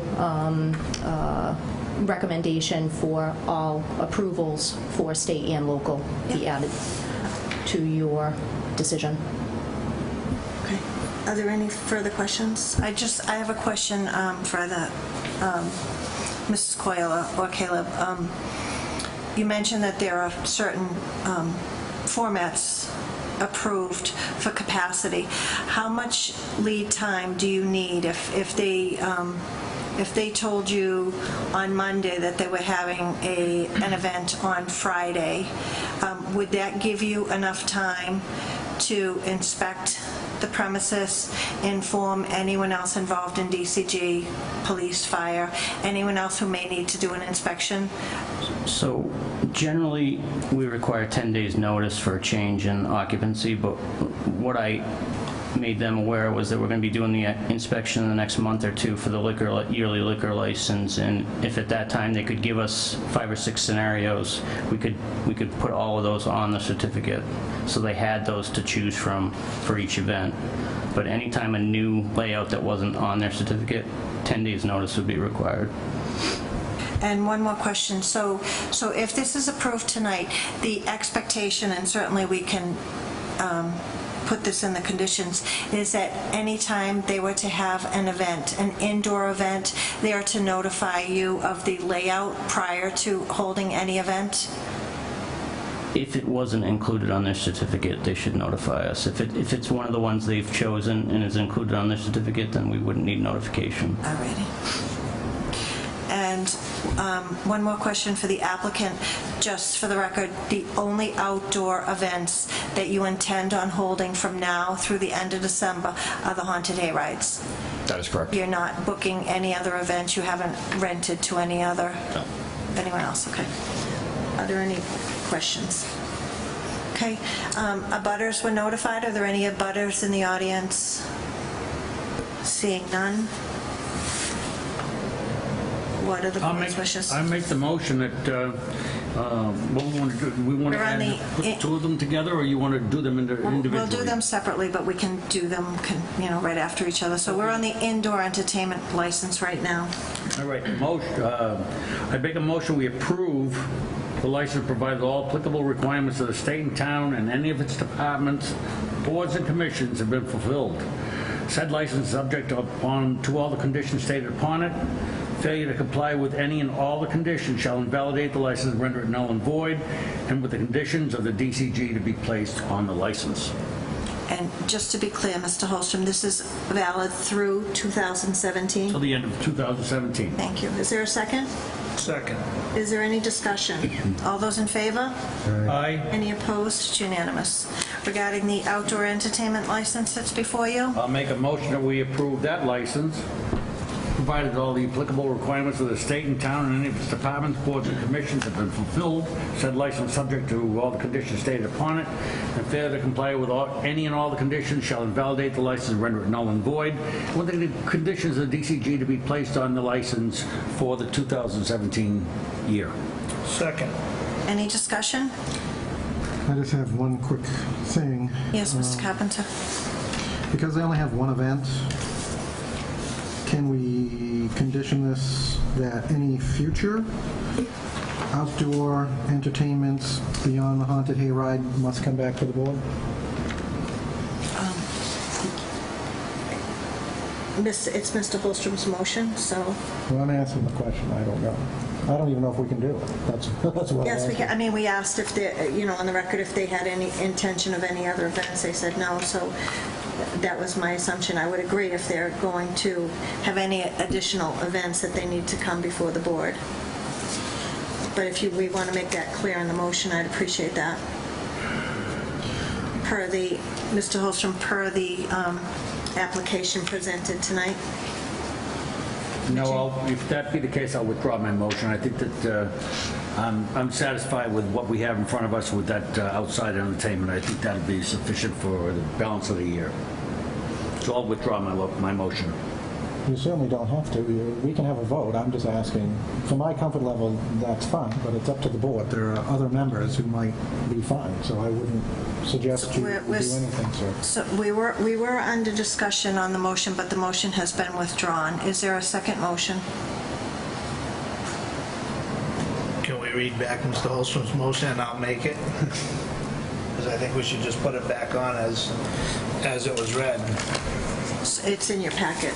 So it's item 5B. I will make a motion that we accept the application, that we approve the license provided that all applicable requirements of the state and town and any of its departments, boards, and commissions have been fulfilled. Said license is subject to all conditions stated upon it. Failure to comply with any and all conditions shall invalidate the license and render it null and void, and with the conditions of the DCG to be placed on the license. Is there a second? I'll second. Is there any further discussion?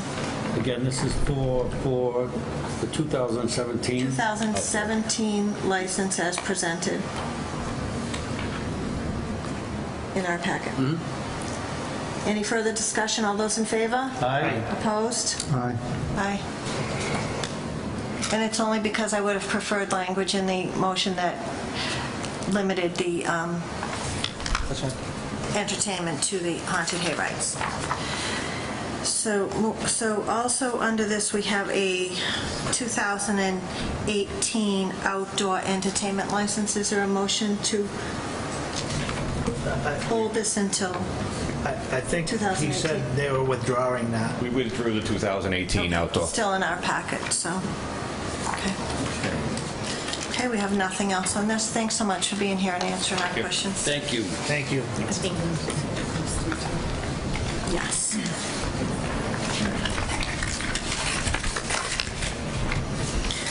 Moving on with the agenda, we have several people here who are here for the town meeting warrant. Agenda item 5G. Is there a motion to move up the warrant? So moved. Is there a second? Any discussion? All those in favor? Aye. Any opposed? So voted. So I think because we have people waiting, we can skip Article 1, skip Article 2, and come back to it. We have Articles 3, 4, 5 by the school committee. Thank you so much for waiting. Dr. Brunel, please join us at the table. So Article 3 is to see if town meeting will vote to appropriate $4,374 from the general fund to the Auburn School Department operational budget for fiscal year 2018 for homeless transportation or unanticipated transportation costs. Thank you, Dr. Brunel. Thank you, Madam Chair. Members of the board, thanks for the opportunity to answer any questions that you may have. The article so referenced is regarding the McKinney-Vento. You've approved that in the past. It's money that we get reimbursed for monies that we expend to transport students who otherwise are homeless, either living outside of Auburn or who are in Auburn now, temporarily placed, and to bring them back to their sending district. Are there any questions for Dr. Brunel? So as we go, I'm sorry, Mr. Holstrom, just one thing. Before we move on with this, so each warrant article, we can take a position of either recommend approval, not recommend approval, defer to the positioner, or take no position at this time. Those are the motions that are before us. Mr. Holstrom. This $4,374, I don't recall what it was last year. Has it gone up? Do you have any way of monitoring the number so we can tell one way for another from It actually, next? Through the chair, it varies each year. It's been as low as slightly more than $600 to as high as $5,000 or $6,000. So it's really dependent on the students and their living situation at the time. This money is monies that we've already expended. It does not fully cover what we paid out, but the state sets a reimbursement rate, and this is to partially cover what we've already expended. So it's data from a year prior. Okay, so this does not add to your bottom line. This is just money that is just being reimbursed now. Correct. Thank you. Are there any further questions? Is there a motion? Motion to recommend. Second. Any discussion? All those in favor? Aye. Any opposed? So voted. Article 4 is to see if the town meeting will vote to amend Article 13 for the Medicaid reimbursement amount. Dr. Brunel. So this account, this warrant article here seeks, again, its reimbursement for monies already expended in the prior year for Medicaid costs. So these are for students who are Medicaid eligible, whether it is for speech services or any other types of services along that line. You at town meeting had approved $160,000. We're seeking to increase that to $185,000. And the reason for that is we had approval for $160,000 last year. What we actually took in was nearly $205,000. We've done an analysis based on the students that we currently have in place. We believe that that number is likely to be in that very close vicinity, hence our reason for increasing the request from $160,000 to $185,000. Can I ask a question of the town accountant? If, for whatever reason, the state doesn't reimburse us, where do we come up with this money? This would close out to undesignated fund balance at year end, whether it's in excess of 185 or whether it's short by 185. For instance, the fiscal year we just closed, we estimated 160. I thought it was a little higher than 205. Let's call it 205. $45,000 closed out as surplus revenue at year end. So in most cases, they've met the estimated amount that they asked town meeting to vote.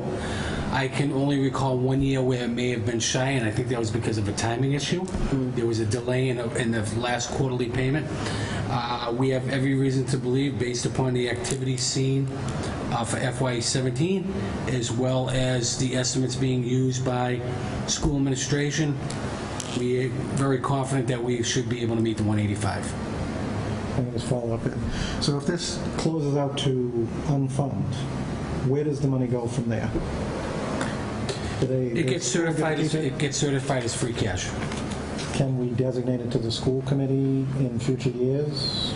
It would have to be, first of all, we would quite honestly prefer to set this up as a revolving account so money would stay in, but DOR does not allow that. That being said, it's required to go before town meeting as an annual appropriation.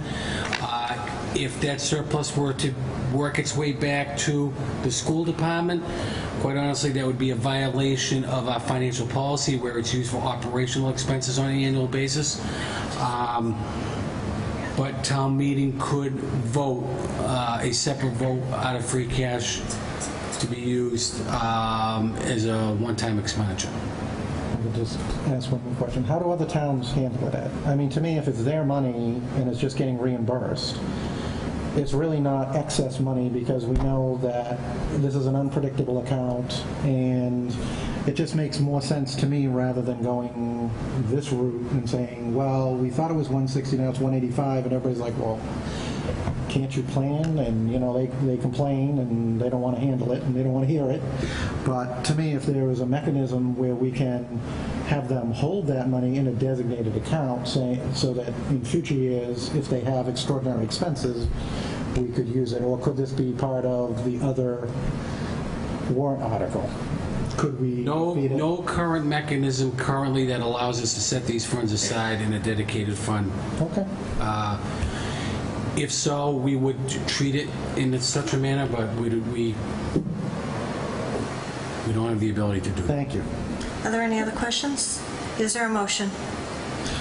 I'd like to recommend Article 4. Is there a second? Mr. Holstrom, Mr. Carpenter. All those in favor? Aye. Any opposed? So voted. Article 5. Article 5 is a similar article that was postponed at our last town meeting. There were some questions. The article has been rewritten to include some additional language. I'd like to mention that Chairman George Scobie is here and Member Jess Harrington. There's some additional language that hopefully answers a lot of the questions that were raised. So I'll read the article, Article 5, to see if the town meeting will vote to accept the provisions of Chapter 40, Section 13E of the Massachusetts General Law to establish and appropriate or transfer money to a special education reserve fund with the stipulation that no funds will be allocated into such accounts until policies are agreed upon and approved by a vote by each of the following town boards: the school committee, the finance committee, and the board of selectmen. Mr. Kazanovich, if you can talk about this, and then Dr. Sure. Brunel. Through the chair, we had a few meetings relative to the submission of this article. I know it was voted and was supported by the school committee. Cognizant of the fact that the Finance Committee and the Board of Selectmen had some concerns about the establishment of this fund at the annual town meeting. Some of those questions have, quite honestly, have not been answered, need to be answered.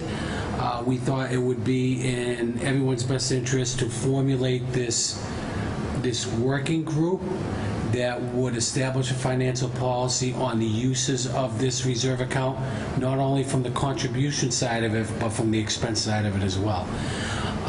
So we believe that a reserve account is in the best interest of the town.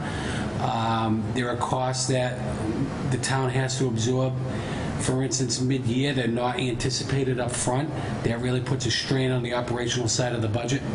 With this reserve in place, it gives us a backstop or some reliance to use these funds to help offset some of those costs that may not be anticipated when the budget is being formulated.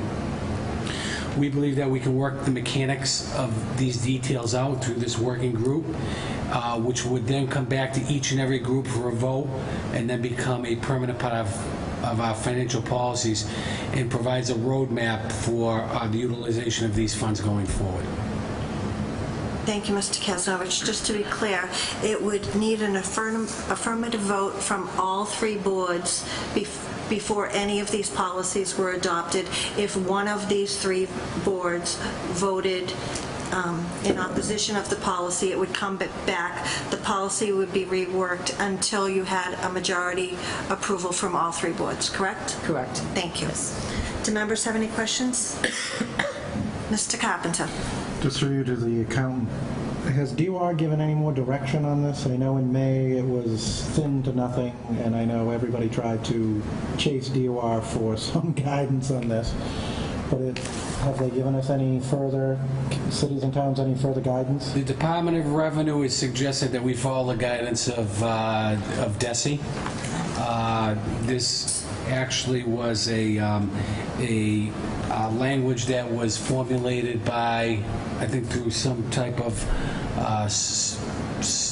through the budget process that created this language. So that's what we are intent to do, is follow DESI's direction on this. Dr. Brunel, did you want to add anything before we just to take a echo position? Mr. Kazanovich's comments, and really the intention here on behalf of the school committee is really to engage in a transparent process for us to continue to work together as a team. I think, as Mr. Kazanovich said, the establishment of this account will allow for a backstop, because one of the most unpredictable portions of our budget, quite honestly, is our special education, particularly those students who have such needs of significance that require outside consultants or even outside placements. So it is our hope that you would support this. Is there anything else? Is there a motion? Motion to recommend Article 5. Second. Any discussion? All those in favor? Aye. Any opposed? It's unanimous. Thank you Dr. all Brunel, very did you much. have anything else? Other than to say thank you, no. Okay. Thanks very much. And thank you for your patience. Thank you. The next, Articles 6 through 11 are by either the town manager or the DPW director combined. Mr. Coyle is here. Unless you feel it necessary to have me read through the whole article, I won't. Article 6 is to appropriate $5,000 to abandon the monitoring wells. Do members have any questions about this article? Yeah, I guess Mr. I do. Holstrom. Yeah, Mr. Coyle, if you could come up and join us at the table, please. Through the chair, yeah, it says to appropriate $5,000 for the general fund to abandon the monitoring wells. Are we done with them? Excuse me, are the wells clean so that we can get rid of them, or are they going to come back and haunt us again? Well, good evening, Madam Chair, members of the board.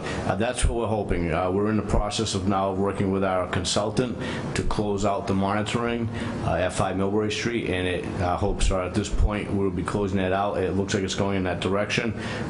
We've been monitoring DPW, the Highway Department, probably in over 20 years now. So it's something that we're looking forward to finally ending, and it'll be a cost that's been an annual cost and a burden to the town that we'll finally put closure to. So, great. Yes. Thank you. Any questions? Is there a motion? Motion to recommend. Second. Any discussion? All those in favor? Aye. Any Aye. opposed? So voted. Article 7, to see if town meeting will appropriate $25,000 from general fund revenues to replace the conveyor belt system. Yes, the 3 of the trucks, the older trucks, 6-wheel dump trucks for DPW, have conveyor systems rather for feeding the salt to our spreader, and one of them was at a point where it needed to be repaired after this past winter, and after looking at that one, we've also realized that there's 2 additional ones that are in need of repair.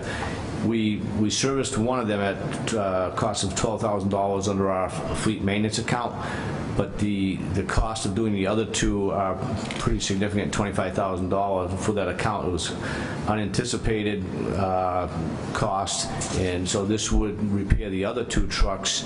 The remaining trucks are all newer, so we don't expect to have any similar type issues with those vehicles, but the three in question are probably around 12 years old, so they're getting older, and obviously corrosion is taking effect into the conveyor systems. Mr. Berthium? So we're repairing the truck by replacing the belt. Is that what we're doing? It's a conveyor system, so we actually have to send this out. It's a specialized work. One has been completed, and that was covered under the fleet account, but the other two remaining would be sent out to be repaired. They're still currently working. Our concern is that they could fail at any time, so we're trying to get ahead of hopefully before winter gets here, they get these other two repaired. I don't know if that answered the question. Kind of. So are we putting new parts in order to repair? Yes, it would be new parts. Okay, yes. Thank you. Mr. Liberty? Is there a time frame for how long we think that once these two are repaired, how long they'll last?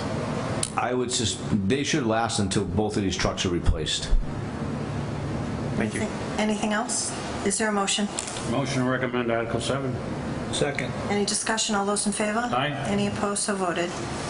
Article 8, town meeting to appropriate $5,000 for the landfill monitoring well. Are there any questions? Is that a yes? Mr. Carpenter? Just a quick one. Do you anticipate this to become an annual thing? Will this fold into your budget at some point? What is the cause of I know we have some up there, but... Sure. Through the chair, this cost would not become an annual cost. We do have a line item for the annual monitoring water and gas already built into the budget, which is, I believe, $21,300 plus or minus. That's currently built into the budget, but this would not become an annual cost. This is a one-time expense. What is it for? Excuse me? What is it that you're monitoring for? There's a series of different compounds that I don't have the list of everything, but I'm not a chemistry major, but I'd have to bring them in with me to tell you exactly what they are. But it's more of a contamination for groundwater. But what the exact items that they test for, I would have to bring a list in for you. Just lastly, is this required by the state? Is this something that was imposed versus... Right, we do biannual monitoring of the groundwater and quarterly monitoring of the gases. So this is one of the monitoring wells that's been identified for a while now that they've been unable to locate. We're not sure if it was something that through some of the all-terrain vehicles or something was disrupted at some point, but our consultant has gotten to the point where we've exhausted all options of trying to locate the well, and at this point we're looking to drill a new well. Thank you. Anything else? Is there a motion? Motion to approve Article 8. Second. Motion to recommend in the second. Any discussion? All those in favor? Aye. Any opposed? So voted. Article 9 is to request town meeting to appropriate $100,000 from general fund revenues for the streetlights LED conversion, the presentation that we had earlier. So I would expect questions were answered at that time. Make a motion to recommend. Second. Any discussion? All those in favor? Aye. Any opposed? So voted. Article 10, to see if town meeting will vote to amend Article 4 CIP funds of the May 2nd annual town meeting from fencing Lemansky baseball to fencing parks. Are there questions? Mr. Berthium? So have we did the fencing at Lemansky? We did the softball field. We're looking to do the Little League field, but the prices are coming in much lower than anticipated.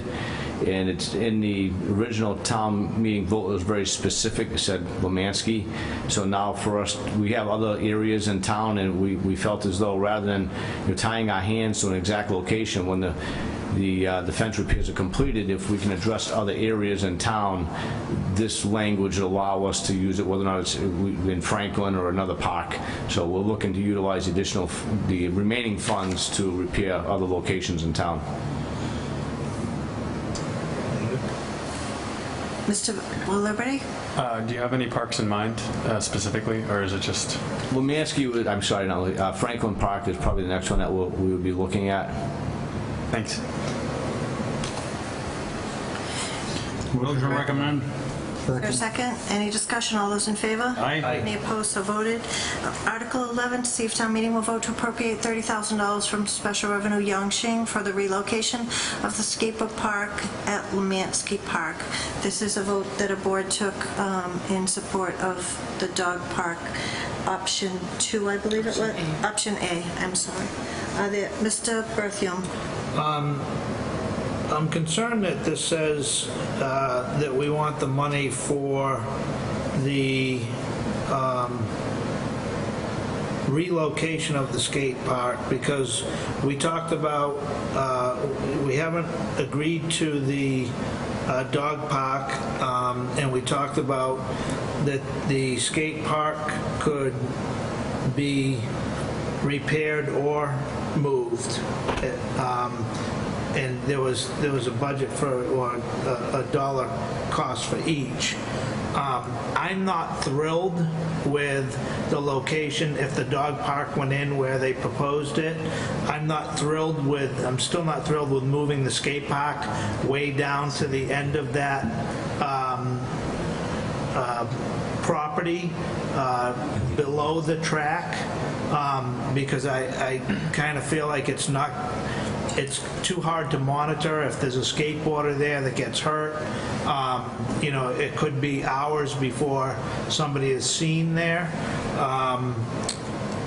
And so I guess I'm questioning why it's not coming through as, I kind of understand that we want to appropriate the money, because if the dog park does go through and we send that, we already have the appropriation. But the fact that it says relocation and doesn't take into consideration the repair or tear the old one up and put the new one right back where it was, that concerns me. So I don't know if you can add. Yeah. Ms. Jacobson, if you could address this and how we got to where we are with this article. Through the chair, there was a vote of the Board of Selectmen to go with option A, which was to locate the proposed dog park at the current site of the current skateboard park. And when the board took that vote, it was a majority vote. It was not a unanimous vote, but the vote as a body was to support that location. That was directly tied into the need to then relocate the skateboard park. It wasn't an option to repair it and keep it there, because the board voted to choose that site to place the dog park should we get the grant to do that. So the article is the only option here, based on the board's vote for the dog park, is to relocate the skateboard park. Another option was put out that evening that was not chosen, and that option was to keep the skateboard park at its current location. The board, majority vote, voted to put the potential dog park where the skateboard park is. So in order to proceed with the entire dog park project, we need to secure a vote of town meeting to relocate the skateboard park. And we explained it that evening. It became part of the discussion that without the support of town meeting for the $30,000 to relocate the skateboard park, we would not be able to go forward with the dog park proposal, because option A was chosen for that site. So we have to put this article on now.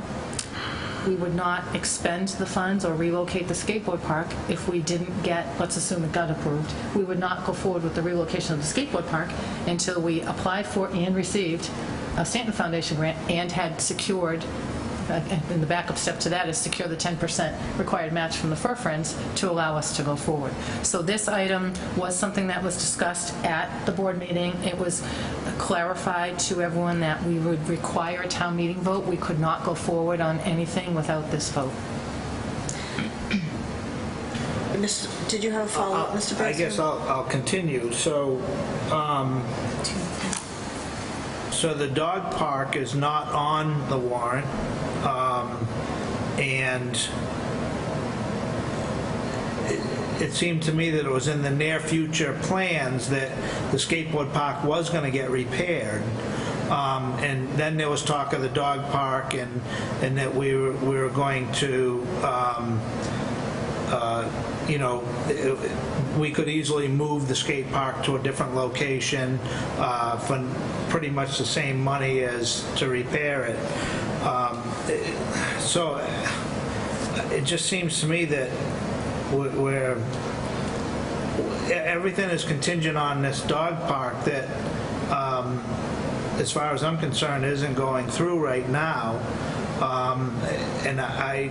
So why are we moving a skate park?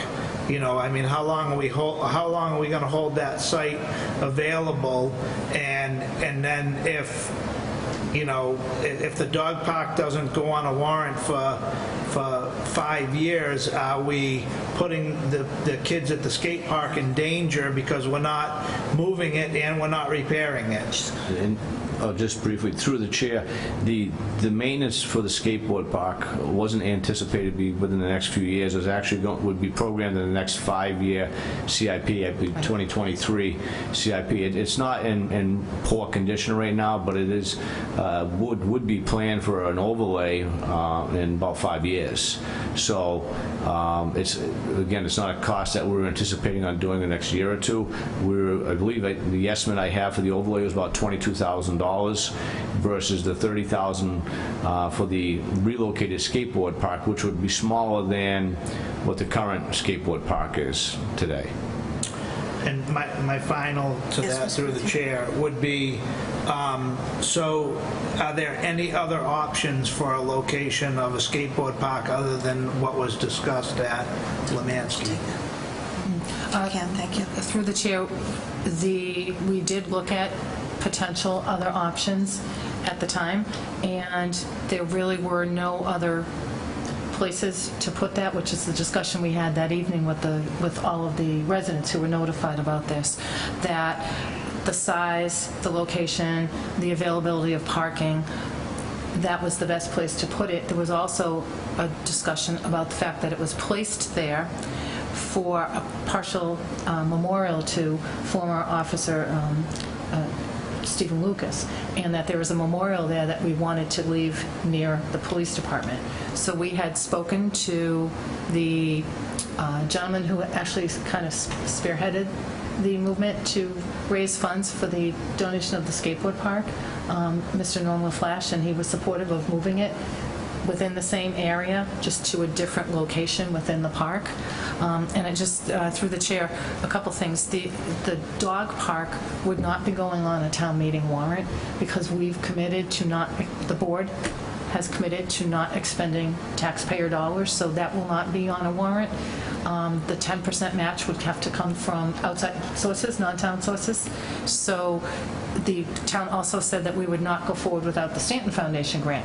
So the very next step that was discussed when the board took the vote was to move forward with the site where the park is and to move forward on seeking an appropriation from town meeting. So the board already had that discussion and made that decision, which is why this article was placed here today. So just for clarification, if nothing will happen in terms of moving this skate park unless the dog park moves forward. Correct. Thank you. And through the chair, we will be presenting information to town meeting members so they understand that. We have some information that Darlene Coyle and Amy Contois have prepared to put into the packet and present that evening that explains the one slide on the process. This is how we came to this. This is what the Board of Selectmen vote was. This is why it's on here. And this is how it relates to the dog park, but recognizing that this vote is not specific for the dog park. It has to be specific for the skateboard park per town council because that's where we're putting our dollars. Mr. Wilsh, I'm sorry. I guess I dare ask, do you know where we are with the dog park? Has there been any information come forward? Do we know that it's progressing, or is it? Through the chair, I did have a conversation. I've been having several conversations over the last couple weeks since this article was put on, and had one again today with Nicole Vecchio, who was on the dog park committee, and then we disbanded that committee, and she's now able to fundraise because she's not on a committee. So she's now I believe her title is the president of the Fur Friends, and she's informed me that as of August 31st, the state provided them with certification to actually fundraise. So they could begin their fundraising August 31st. So it's only been 3 weeks. And in order to fundraise and give donors a tax write-off for their contribution, they have to be a 501c3. So they have the application ready to submit. It will be submitted by the end of this week to the state for 501c3 status, but in the interim, they do have certification to fundraise. So in the last 3 weeks, they have raised $2,000 in cash donations and $2,400 in pledges. And they've also assured me that they're very confident that they will have the 10% because there are several donors who've offered a pledge but do not want to confirm the pledge until the 501c3 is there so they can get the tax write-off, and the vote from town meeting shows that the town is committed to moving forward with the project, because this is the very next step. If we have the funds to relocate the park, we can apply for the dog park grant. We can't apply for it if we can't relocate the park because we don't have a secondary site. So they are moving on it.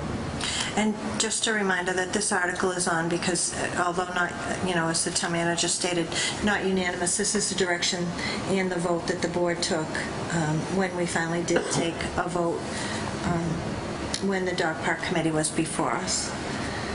Is there anything else, Mr. Berthium? Just a question. So I realize that the dog park wouldn't be on the warrant for asking for any money because it's based on the fundraising and the Stanton grant, but it doesn't have to go through the approval of the dog park doesn't have to go further than our vote. Correct. The Board of Selectmen approved of the grant application for the dog park, which is what was required for the Stanton Foundation. Actually, the use of town facilities under the charter falls under the town manager, but there was a requirement of the grant for the Board of Selectmen. And just as a matter of course, I think it's appropriate to speak with the board anyway about it, whether it's required or not. So, but the actual requirement for the Board of Selectmen to take a position was for the submission of the grant. Okay. If there's nothing else, is there a motion? Motion to recommend. Is there a second? Second. All those in favor? Aye. Aye. Opposed? Aye. It's 4-1. Mr. Carpenter opposed. Thank you. Thank you. I think you might have one a little further on, but let's see. Is there one more for Mr. Coyle? Yes, 23. Article 23, and that is with the town clerk. To see if the town meeting will vote to amend the general bylaws of the town by deleting section and replacing it with in accordance. Can you give us a brief summary? Article 23. Which one is it going? With the town clerk. That's the same. Want to invite the town clerk? Okay. Yes. This came up, I believe, at one of our last public hearing, but probably my only public hearing for installation of stop signs. And without reading through this, my recollection was that when the bylaws were revised in the past couple of years, there was a list of locations of where there were stop signs. And so because of that specific list of stop sign locations being in the bylaws, every time the Board of Selectmen would vote to approve a stop sign location, we would have to amend the town bylaws at town meeting to now approve that new stop sign location. So this language is intended so that we would not have to go back to town meeting every time the Board of Selectmen were to approve a location for a stop sign. If I may add through the chair, it's very similar to the schedules of fees and fines that you have before you. Early on, prior to amending the general bylaws, the schedules of fees and fines were set by town meeting. And every time Mass General Law changed or something changed, you had to go before town meeting to change it. So that was changed in the bylaw revision so that the Board of Selectmen have that ability. It's on your schedule actually tonight, your agenda, to vote that schedule. So on an annual basis, the Board of Selectmen now votes for that. And this is a similar situation. Every time the Board of Selectmen votes to put a stop sign in, it's not actually legal until you go back to town meeting, so you're potentially holding something off for 6 or 8 months. So this provides the opportunity for the Board of Selectmen to make that decision on where those stop signs are, since you are the authority that actually votes for that. It's kind of a nuance in the bylaw that probably... Through the chair, certainly wasn't intended that for it to go back to town meeting. I think it was something that once the Board of Selectmen's vote was sent over to the town clerk, she noticed that the list was actually voted at town meeting, and because of that, we would have to go back to town meeting to now amend the list of approved stop signs by the BOS every time we wanted to add a stop sign in town. So this just try to clarify that process. And Mr. Berthium? Make a motion to recommend. Second. Just under discussion, thank you, Town Clerk Deb Grimo, for noticing that. We have a couple more with you, but good catch on that. So, any further discussion? All those in favor? Aye. Any opposed? So voted. Thank you. Next, we have Article 12, 13, 14, 15, and Article 22, all sponsored by Chief Coleman and Chief Slucas. Gentlemen.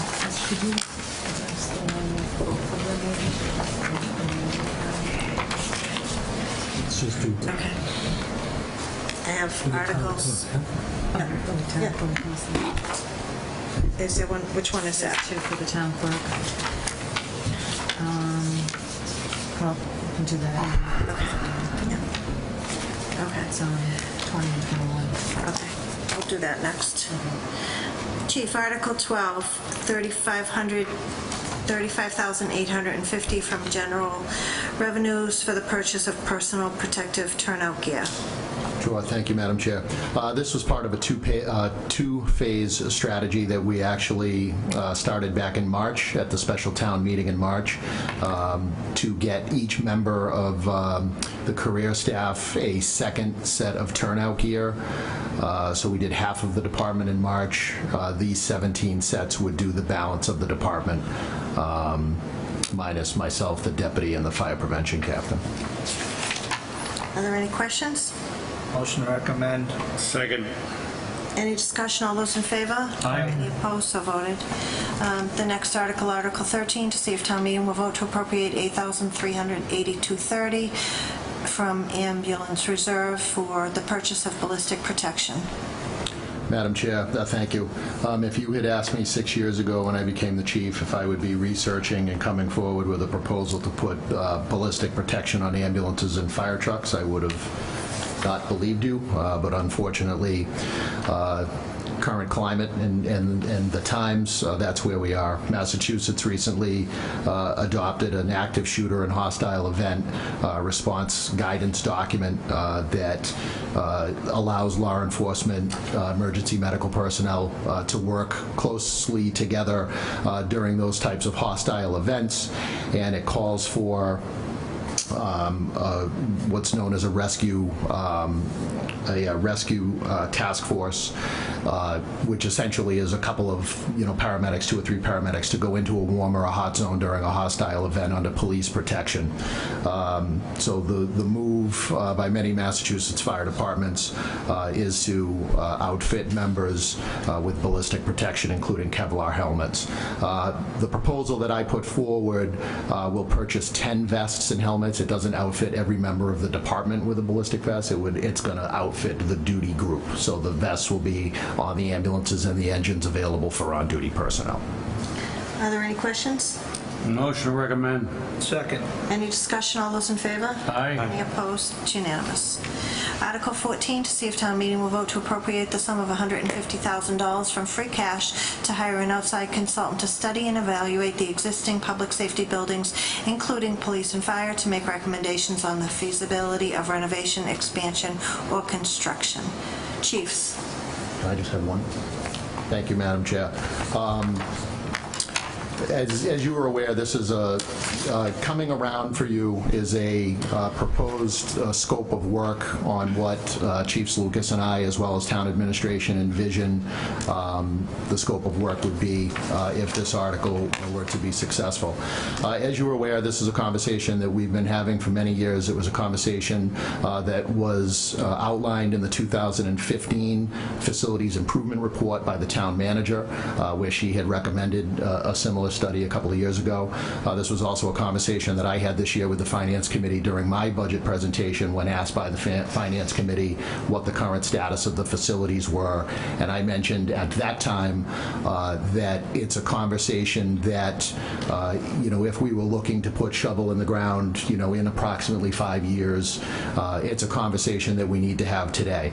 Going back into the history of the department, not to take you down that road too much tonight, but the original conversations to build the current fire headquarters started somewhere around 1956. It was the conversations really got going around 61, and they cut the ribbon in 64. So as we all know, this isn't something that happens overnight. The current fire headquarters is over 55 years old. In 5 years, current Station 2 will be over 70 years old. As we all know, that was never built as a fire station to begin with. It's a renovated elementary school. So we do have some building needs. We've been doing some renovations at the fire stations. It would be my hope, as you will see in the scope of work here, it would be my hope to do some expansion renovation of the facilities. So all the work that we've been doing, especially at headquarters over the last couple of years, it's still going to be good work that was done. It just won't have to, that work won't have to be redone in the event of some sort of an expansion. But Station 2 is really my large concern. We have a lot of operational issues out of that station. It's aging. Again, it was never designed to be a fire station to begin with. And then fire headquarters, again, it was built for a completely on-call staff, and at a time where there were no full-time people. So our staff takes a tremendous amount of pride in the buildings. They're well maintained, but from space needs, operational issues, there's really a lot of concerns there. So it's just something that the chief and I both, I'll let him address the police station issues, but if we're looking to do something, a few years down the road, it's really a conversation that we need to start having today. Chief Lucas? Well, basically, we're out of room. We were pretty much out of room when we moved into the new building. Granted, it was much better than what we had on Southbridge Street at the time. But we're out of room in our records bureau, we're out of room in our evidence room, we're out of room in dispatch. We keep getting asked to take on more monitoring and more cameras as the town goes forward and adds additional cameras. There's nowhere else to hang another monitor in that dispatch room. We're out of room in the locker room. There's a number of us, including myself, that simply don't have a locker. That's our biggest issue, is we're kind of busting at the seams. Building is it's 17 years old, but I get it that it's still yet only 17 years old. But there were issues from the location to the size of the building from the day we moved in. And I agree with Chief Coleman. It's a conversation that we need to start to have. Because it's going to take some time to actually, make something, bring it to completion at the other end. We're probably looking at, realistically, a 5, 7, 10-year window, and we need to start to make the ball roll now. Thank you. Ms. Jacobson? Through the chair, I want to add to this a couple of things. It's interesting that the Board of Selectmen actually had this conversation in April. I think it might have been Selectman Berthium that suggested at the time as a goal for either the Board of Selectmen or for the town manager for this year to actually look at a feasibility of what to do with our public safety facilities, specifically at that time fire, because we had just gone through the Drury Square plan. And at that time we had notified the board that we were going to be coming before the town meeting at the fall town meeting.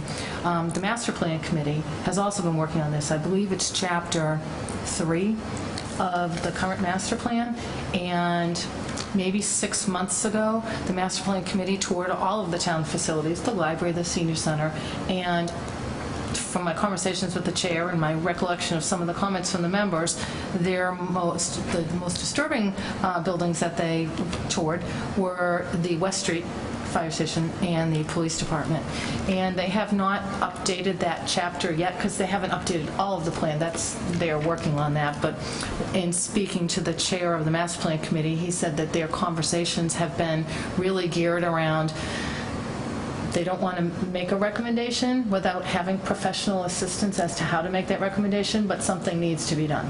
So what they're probably going to be recommending is to put together a advisory group or a committee to work together and get a professional study like the school department has done, like other departments across the state have done for police and fire facilities.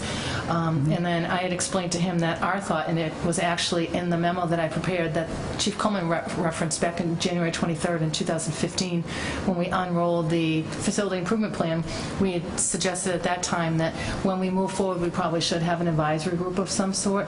So it's our intention that we hope that we can get support from town meeting to pursue this study, but I believe the study should be guided by an advisory group.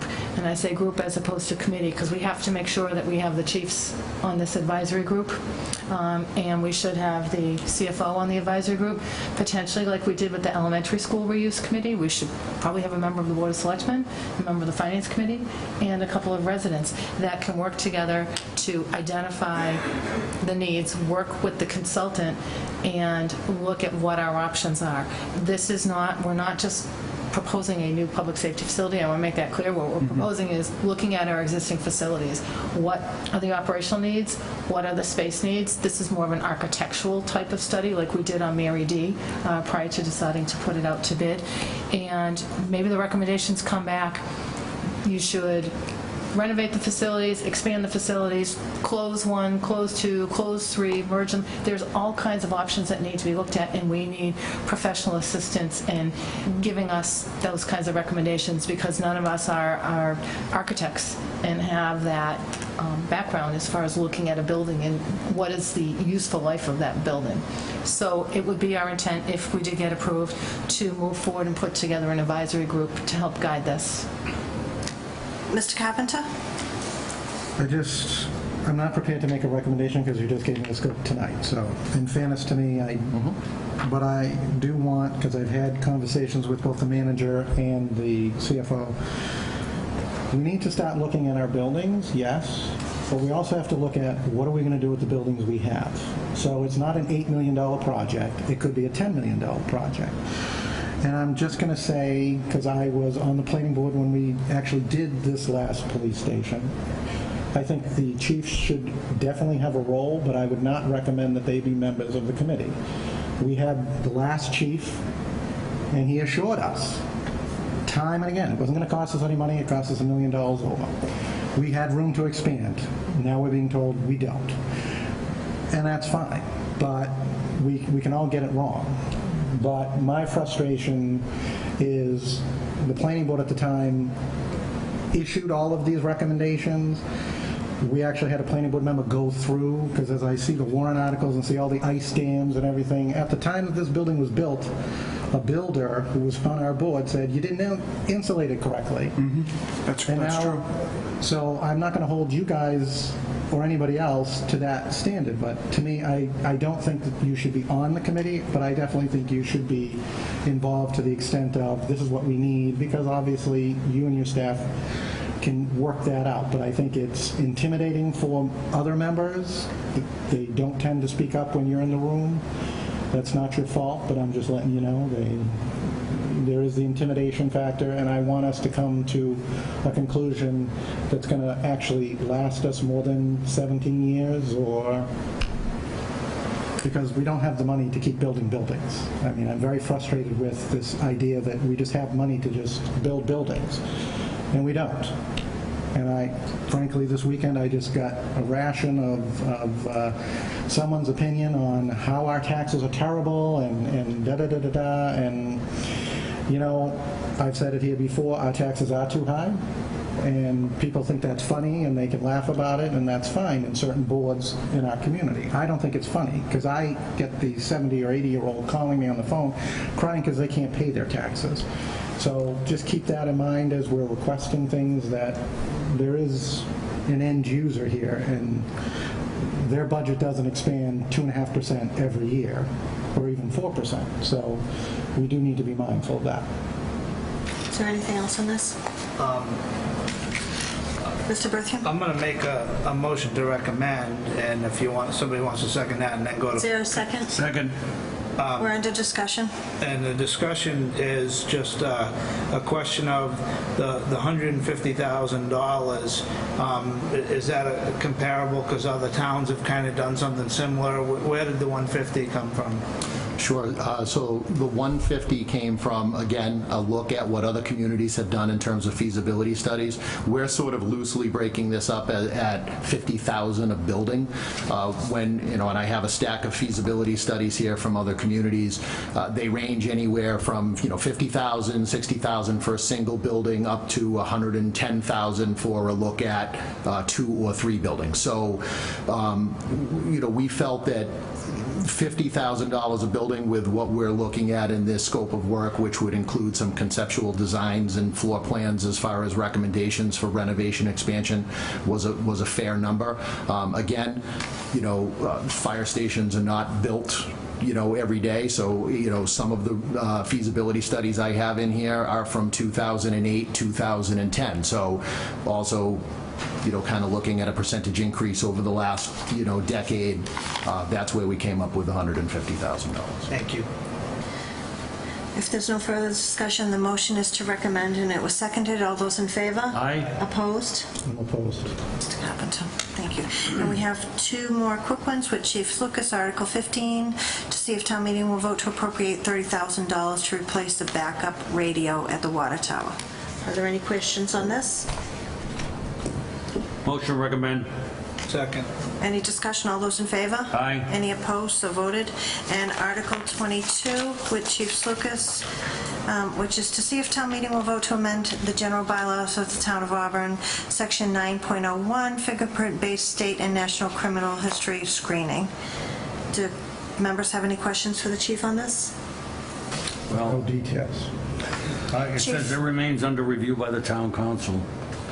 The Reader's Digest version would be the state police and the FBI are going back and forth trying to hammer out some language, and hopefully they'll do that before town meeting. Make a motion we take no action at this time. Second. Any discussion? All those in favor? Aye. Any opposed? So voted. Thank you so Thank you very much much. for being Thank you. here. And Have a good night. Thank you. Thank I you. also want to acknowledge Lieutenant Harrington and Deputy Chief Johnson for being here all night in case members had any questions for them. Thanks so much. Have a good night. Moving on, we're going to skip over the town manager items because we still have the town clerk waiting. So we have Article 20, 21. If there's any more, I'll check. Sponsored by the town clerk. Ms. Grimo, would you like to come up and join us? Thank you. Since you waited so long. And thank you for waiting. Article 20, to see if town meeting will vote to accept Mass General Law, Chapter 54, Section 16A as follows. You can read it, or I can read it, or the town clerk can give you a brief summary, whichever you prefer.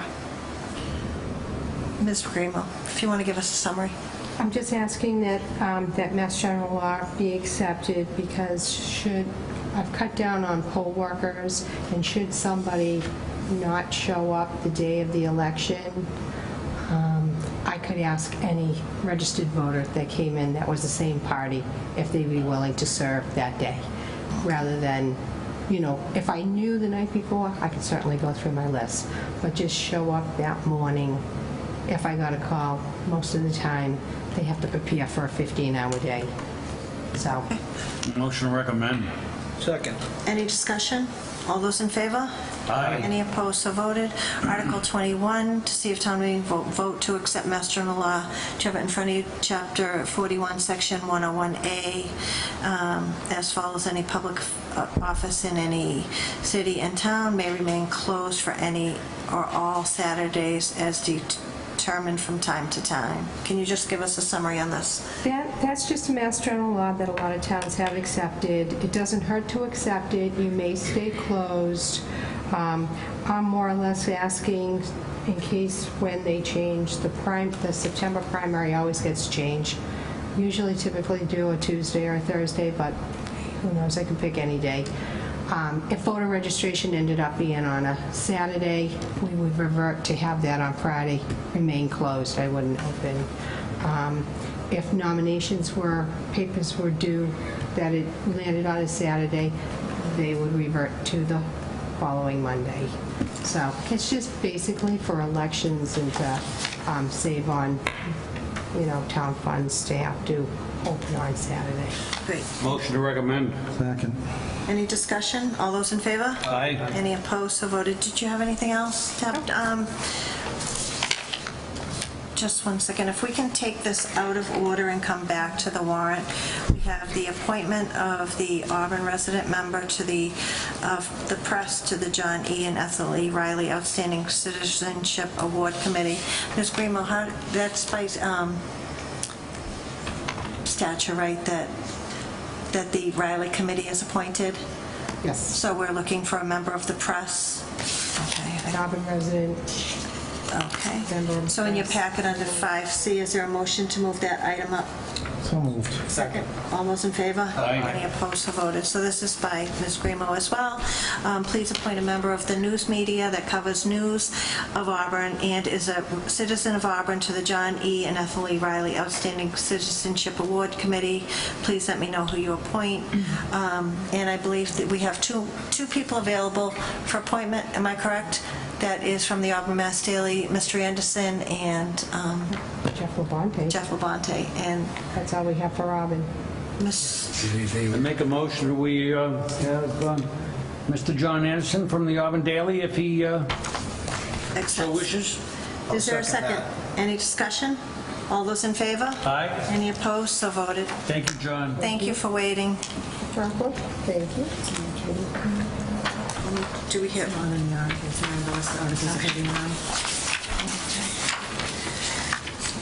So the remainder of the warrant articles are sponsored by the town manager and the CFO. With the board's permission, I would like to come back to that since we have one more in the audience to deal with, and that would be the item, let me just see. 5D, the annual Board of Selectmen vote to adopt fees and fines schedule. And we have two subsections under that. Is there a motion to move up that item? So moved. Is there a second? All those in favor? Aye. Any opposed, so voted. Thanks, Caleb, for waiting. Please join us. Through the chair, while Caleb is coming up, the building commissioner, in your packets, we do have two proposed changes from two different departments, one being the fire chief, and Caleb is here to speak to the changes that he's done, is proposing on the building. And again, we mentioned this early on, but the board updates this now on an annual basis. It actually is effective through October 24th of this year, but we didn't want to bring it in on October 10th in case you had any questions and have any rush. So we're here tonight to present this to you. If you want to vote on it tonight, that would be great. And please don't feel that you have to, because you could vote on it at the next meeting. We just want Caleb to present it tonight so you have all the information. And then the fire chief did put his information in the packet, but I think he just had to leave. So Caleb, can you? So basically, in reviewing the fees, I looked at the amount of administrative work along with the amount of inspection work. And from what I see in looking at the minimum fee for each project is the amount of work we're doing doesn't correlate to what we're charging for the fees, and I'm not sure the department's covering its costs. I'd be happy to answer any questions. Are there any questions regarding the enclosed fee schedule? Do members wish to take any action, or? Make a motion to approve it as presented. Second. Any discussion? Anything else to add? No, I just want to thank Caleb. He did a lot of work on this, a lot of research. So you can rest assured this was done looking at other communities, our costs.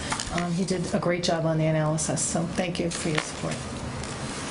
All those in favor? Aye. Any opposed? So voted. Thank you, Caleb. Thank you. Before I go back to the warrant, is there anyone here for any additional articles? I'm sorry, one more.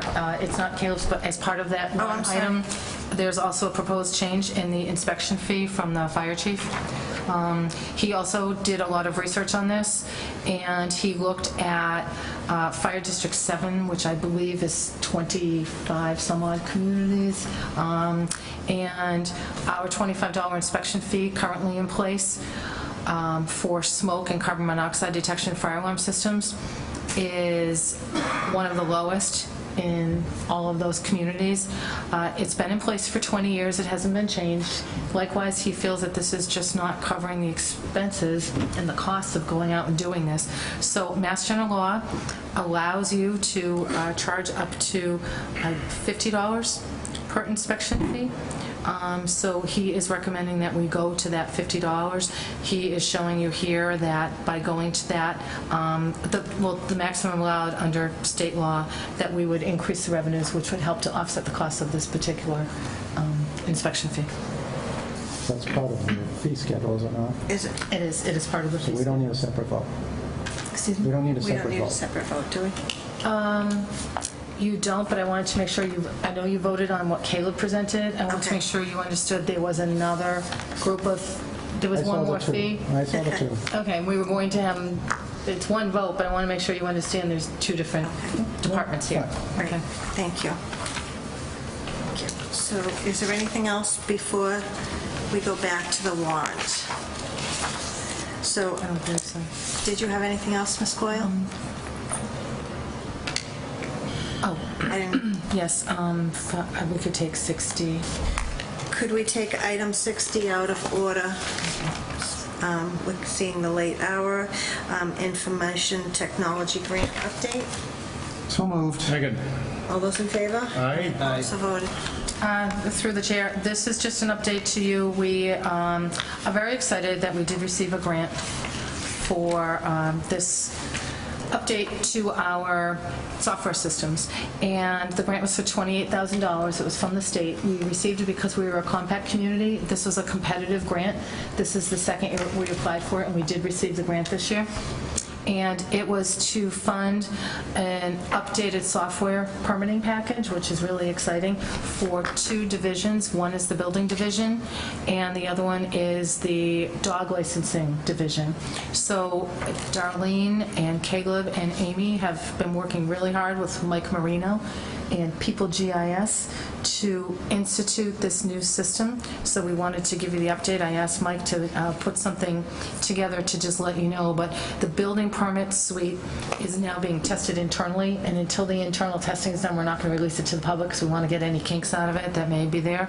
But the internal use of the pet registration system, which was with the town clerk as well as the animal control officer, was being used internally. It started on September 18th, and I believe it will be another few weeks, Darlene, before we open it up for the public use, because again, we want to make sure that the system works before we roll it out to the general public. Thank you, Julie. So the pet registration model is in the works currently right now. So it is operating live internally. And so our staff is working closely with GIS to try to work out the kinks, to figure out what kind of reports it can do and what kind of efficiencies we can get from the software. So we expect to work with that and understand that very well before it goes live to the public. The building module is also internal, but we do have a presentation mid-October where the rep will come back out to actively work with us for the building one. So right now, we've put the pet registration module first to try to work out the kinks in anticipation of dog licensing renewal to come January.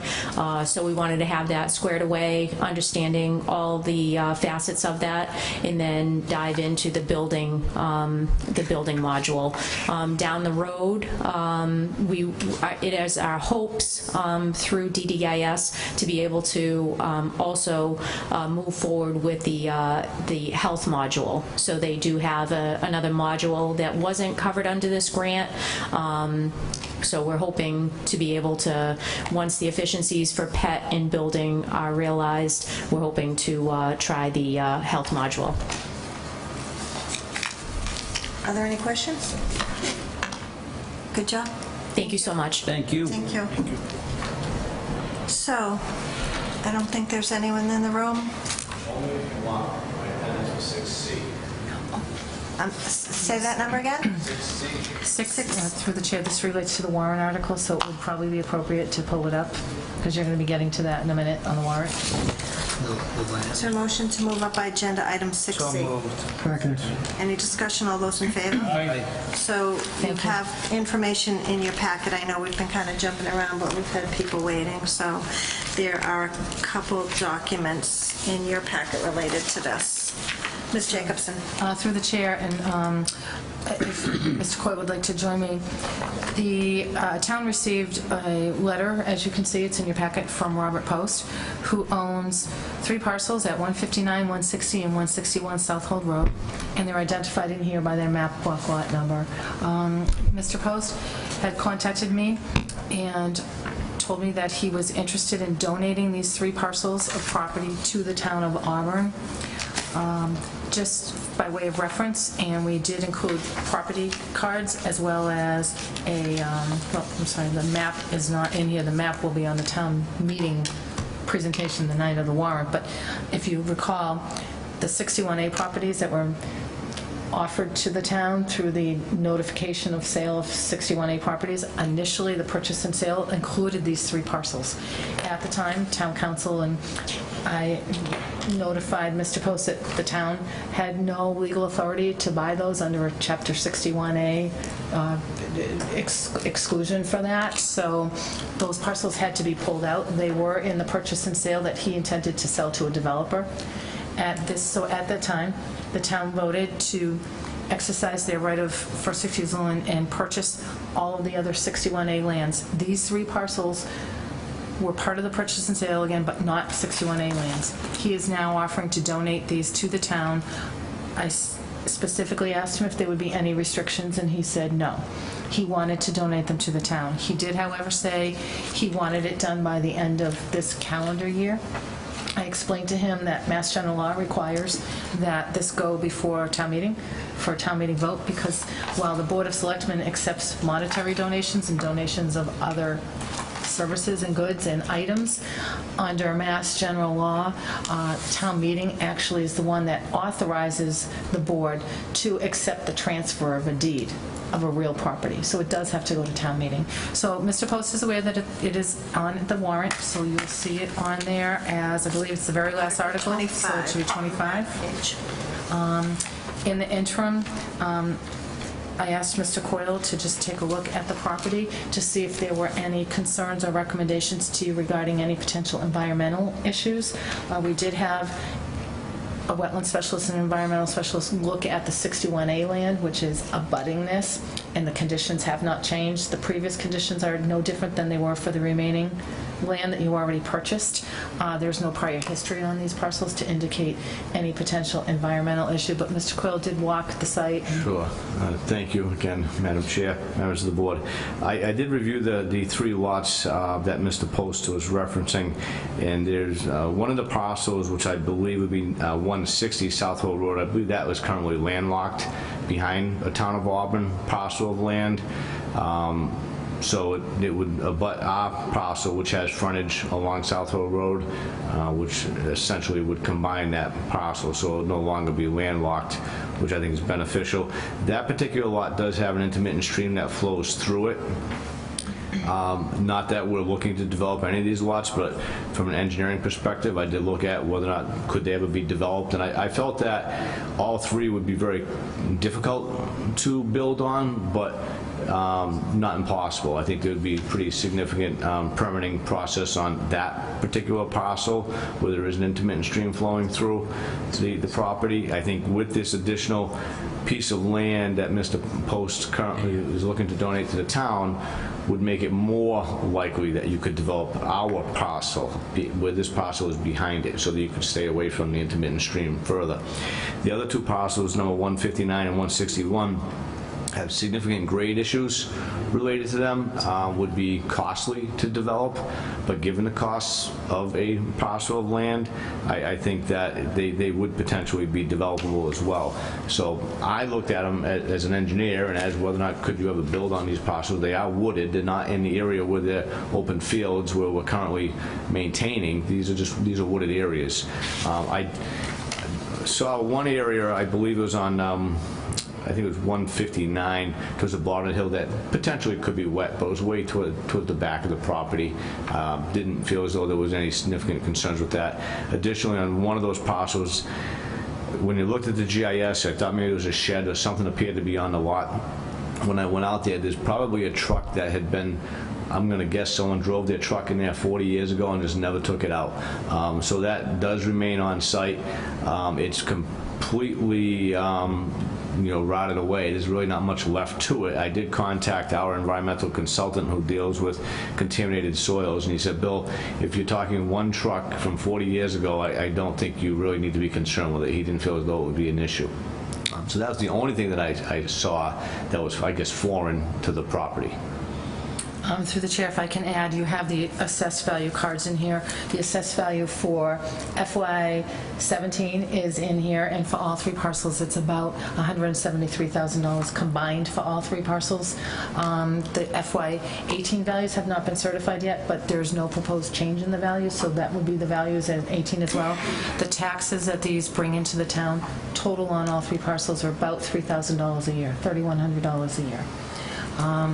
Again, the parcels are abutting to the 61A land, so right now, for the next remaining 8 years, and while the town still has a bond out on the purchase of that, they need to remain municipal use anyway, so I think it's a good opportunity for the town to look at these as a whole, and whether it's a municipal opportunity in the future, or a tax exempt or not tax exempt, it would be nice to have the additional parcels because the town's parcels surround it like a donut.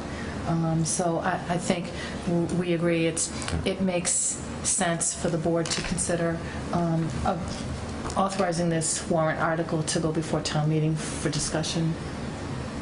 Are there any questions? Is there a motion? Motion to recommend. Is there a second? Second. Any discussion? All those in favor? Aye. Any opposed? It's unanimous. Mr. No. Hallstrom. Thank you, Mr. Hallstrom. Thank you. Thank you. Okay. So we just looked at another warrant article. I know we've jumped around a little bit, but we've had quite a few people who waited to address their agenda item. Does the board wish to continue on the warrant or go back to the... Let's finish it. I say we finish it. So Article 2 is if you want me to read it, I can. It's a standard amendment of articles. Do members have any questions on this? I'll make a motion that we take no action. Is there a second?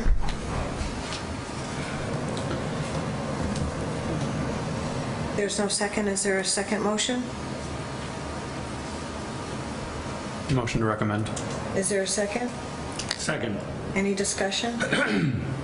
All those in favor? Aye. Opposed?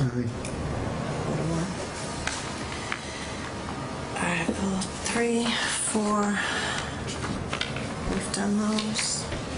We've done those up through 16. We have Articles 16 through 19 right now. Article 16 to appropriate $350,000 from free cash to stabilization. Are there any questions? Is there a motion? We recommend.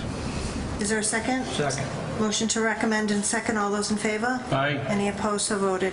Article 17, to appropriate $175,000 from free cash to OPEB. Are there any questions? Is there a motion? Second. Motion is to recommend. All those in favor? Aye. Any opposed? So voted.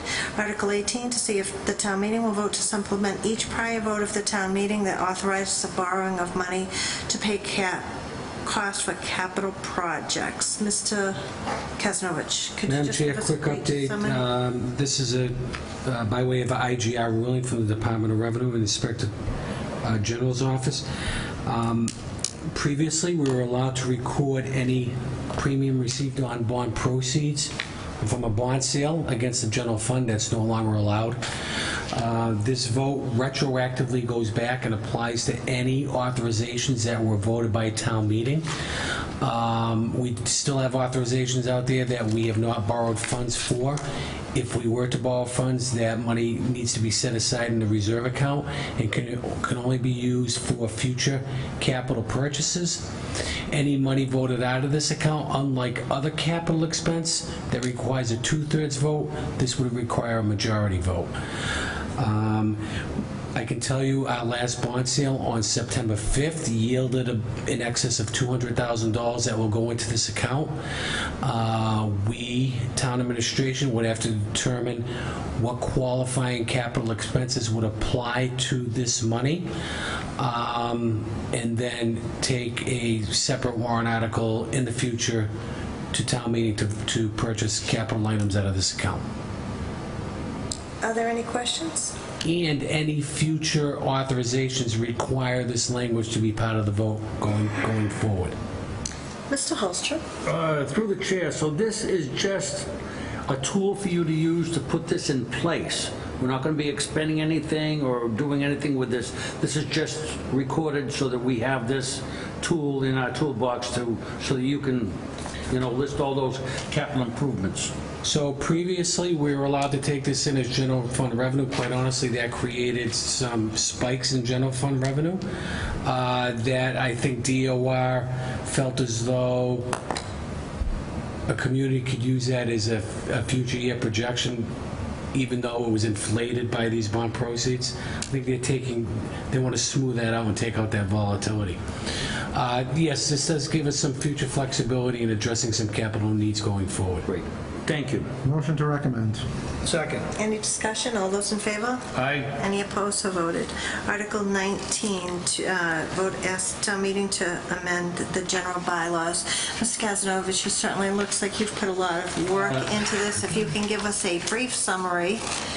So this is also a requirement by DOR, I believe under the standard article number 9 that goes at the annual town meeting and lists all the revolving accounts with limits on its receipts and spending annually. This now becomes part of a general bylaw that is incorporated by vote of town meeting just once. This does not have to go back before town meeting annually like all of the other revolving accounts do. But this just applies to Chapter 53, Chapter 44, Section 53 and a half. And there is a matrix here that identifies 17 revolving accounts that would appear annually. That is no longer going to go that route. So this is something we have no choice in doing. It's required by DOR. Most communities have already addressed this at their annual. The IGR came out late spring, which really left a lot of communities at the 11th hour scrambling to try to address this. DOR actually extended the timeline by 1 year to allow communities to prepare something and bring them to their appropriating authority. Motion to recommend. Second. Any discussion? I think this is going to be a good thing. I know that we always get in a town meeting, somebody says, what are these revolving accounts? And I think this is going to spell out a lot of, those questions over the course of the years, and I think it's going to work out great. I think there won't be any opposition to this. So if for whatever reason we have to change the limits on receipts and expenditures, we'd have to amend the bylaw. So other than that, it would stay in place as is going forward. So in order to change, through the chair, change the bylaw, it's got to go back to town meeting. so town meeting will be well informed of what's going on. It has to go back to town meeting, and if there is a new proposed revolving account under 44, section 53.5, we have to amend the bylaw. Okay. Thank you. Anything else? There is a motion and a second. All those in favor? Aye. Any opposed, so voted. And I believe the last one we have is Article 24, which is to amend the Auburn zoning bylaws. And it is 2 pages, and Ms. Jacobson will tell us, give us a summary on that and who will be sponsoring this article. Right, through the chair, thank you. At the board's last meeting, I believe 3 of you were in attendance, and all 3 of you voted to support this and pass it along to the planning board for them to do the requisite public hearings. They will be voting on this, the planning board will be voting on this tomorrow night. Once they take that vote, this was a placeholder for them, they would be the sponsor of the article because it comes from the planning board under Mass General Law. So that's why right now you're not seeing it because they haven't taken the vote yet, but tomorrow night they will. And by the time it gets mailed out to town meeting members, you'll see sponsored by the planning board. So just for those of you who were here, I apologize because it's a little repetitive, but for those who weren't, I want to make sure you understand what this was. There was a bylaw that a bylaw amendment to the Regional Mall Overlay District that was proposed back in the early spring to allow for the installation of 2 billboards behind Auburn Mall. This board at that time voted unanimously to support it and to send it on to the planning board. The planning board voted unanimously to support it and sponsor the article for the town meeting in May. The Finance Committee voted unanimously to support it because there was a financial component to this. All 3 boards voted to support it. It went to town meeting. It did not pass at town meeting. Town meeting members came up with some legitimate concerns and questions, and there was, quite frankly, some very good discussion about it and some issues that we felt that should be addressed more clearly. So following the town meeting vote where this did not pass, we met with them all and Total Media, both of which are the co-applicants for this, and asked them if they would work with us to revise their proposed amendment to address the concerns raised by town meeting. And that being said, we can address most of the concerns raised by town meeting. The one that cannot be addressed is any comments or concerns that Auburn shouldn't have any billboards. The reality is we do have billboards. They were approved legally. They were authorized. They are there. But what we can do is address the comments that were made by town meeting members with regard to this amendment and what some of the concerns were. So what you see before you basically has 4 different pieces to it. Pardon me. It has 4 different new sections to it, which does make it a significantly different amendment that came before you. And just in summary, the 4 are that right now, the initial one said 100 feet. The billboard should not exceed 100 feet in height. Town meeting members asked 100 feet from where? So the bylaw now says 80 feet from ground level, the nearest ground level road, which is the Pike. So 80 feet from the Pike. So the highest billboard could be 80 feet at the top from the Pike. The applicant has proposed to go 65 feet on the east-facing billboard and go to the max of 80 feet on the west-facing billboard to make sure that there was visibility over the existing tree line. So that represented a reduction in the height of the billboards. Second one was that the initial proposal suggested that these poles be no more than 200 feet from the nearest residential property line, and that has been expanded to 300 feet to the nearest residential property line.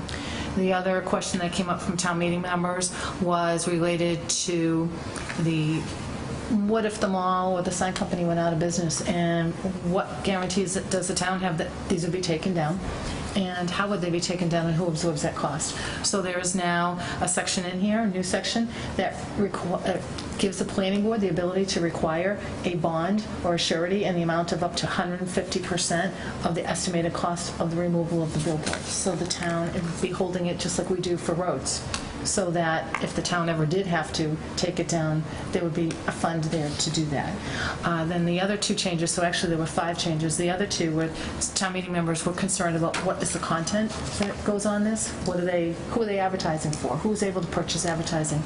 And this bylaw specifies a prohibition against advertising any marijuana products. It didn't specify recreational or medical, so it's all marijuana products, tobacco products, and adult entertainment. So those seem to be the concerns that were raised by town meeting members. Those would be prohibited under this. And the very last one was a lot of questions came up as to who regulates, how are they regulated, how are we going to be ensured that they follow what they should be following. So the bylaw itself has specified now that they will follow all state and federal guidelines and from the Mass Department of Transportation and the MDOT's sign division. That way, if those state laws ever change, we haven't specified what those laws are. We've just said you will follow state and federal laws. So those are the 5 major changes. This board voted to pass it on to the planning board. The planning board will take their position tomorrow evening. If they do vote to put this on town meeting and support it, it will be sponsored by the planning board. If they do not vote to support it, it will just be passed on because it needs planning board support. Are there any questions? Is there a motion? Should we make I'd make a motion to recommend it. Is there a second? Second. Is there discussion? All those in favor? Aye. Any opposed? Thank you very much. And I would notice if the board is okay with it, we left blank the donation item as far as a sponsor because we wanted to make sure that you were supportive of moving forward with that. I can put my name on it on behalf, like many of these. If the board votes it and that's the direction the board wants, I'm fine with sponsoring it under town manager and just explaining that the letter came to me, but we did get the support of the board. If the board would prefer to be the sponsor of that, we can put that on too. We left it blank. So that's just something I thought we should briefly discuss. To members. I'll make a motion, both the manager and the Board of Selectmen sponsor that article. Great. Is there a second? Second. Any discussion? All those in favor? Aye. Any opposed? So voted. We'll get that on there. Thank you. So that completes the warrant. We're going to go back to the regular agenda. And under item 4, communications, we have a letter. And before I read it, I would ask the town manager if they could also post this on the website. We're 3.5 hours into a meeting, and I don't know that, I'm afraid this letter would get lost in the time of the meeting. The Town of Auburn is now, this is from Jean Boulette, the Executive Director of Elder Affairs. The Town of Auburn is now accepting applications for the Senior Citizens Real Estate Tax Work-Off Abatement Program. Senior citizens over the age of 60 may perform work for the town and earn an abatement of up to $1,000 per fiscal year towards their real estate tax property tax. You are eligible for this program if you were 60 years of age as of July 1st, 2017, and are the assessed owner of the tax property and have an annual income of less than $30,000 if single or $35,000 if married. Your assets cannot exceed $50,000, including the home in which you reside and the car you regularly drive. Applications are available at the Lorraine Glick Nordgren Senior Center, 4 Goddard Drive, or by calling 508-832-7799.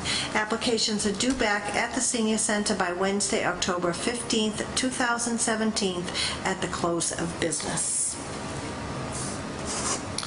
Moving on, I believe we are up to Board of Selectmen items, gift acceptance, agenda item E. For the Fire Rescue Department comes to a total of $845 from Ride for Heroes in the amount of $720 for the EMS motorcycle account, from Daniel and Patricia Horgan in the amount of $50 for the Fire Department gift account, Stephen A. Curtis in the amount of $50 for the Fire Department gift account, and William Kevel in the amount of $25 the Fire Department gift account. Is there a motion? Motion to accept with gratitude. Is there a second? Second. Any discussion? All those in favor? Aye. Any opposed? So voted. Thank you. The next item we have is under proclamations. We have a request for Eagle Scout recognition for Boy Scout Christopher Keys. In your packet, there's a letter describing, actually, I'm just going to take the minute and reading. Dear Town of Auburn Selectmen, I am writing to you today to request a letter of congratulations for Christopher Keys, who will be bestowed with the honor of Eagle Scout on November 4th, 2017. Christopher is a senior at Auburn High School with a grade point average of 3.8. He is also captain of the varsity soccer team. Christopher's project was to create a cross-country course to be used by middle school runners to practice and have cross-country meets with other schools.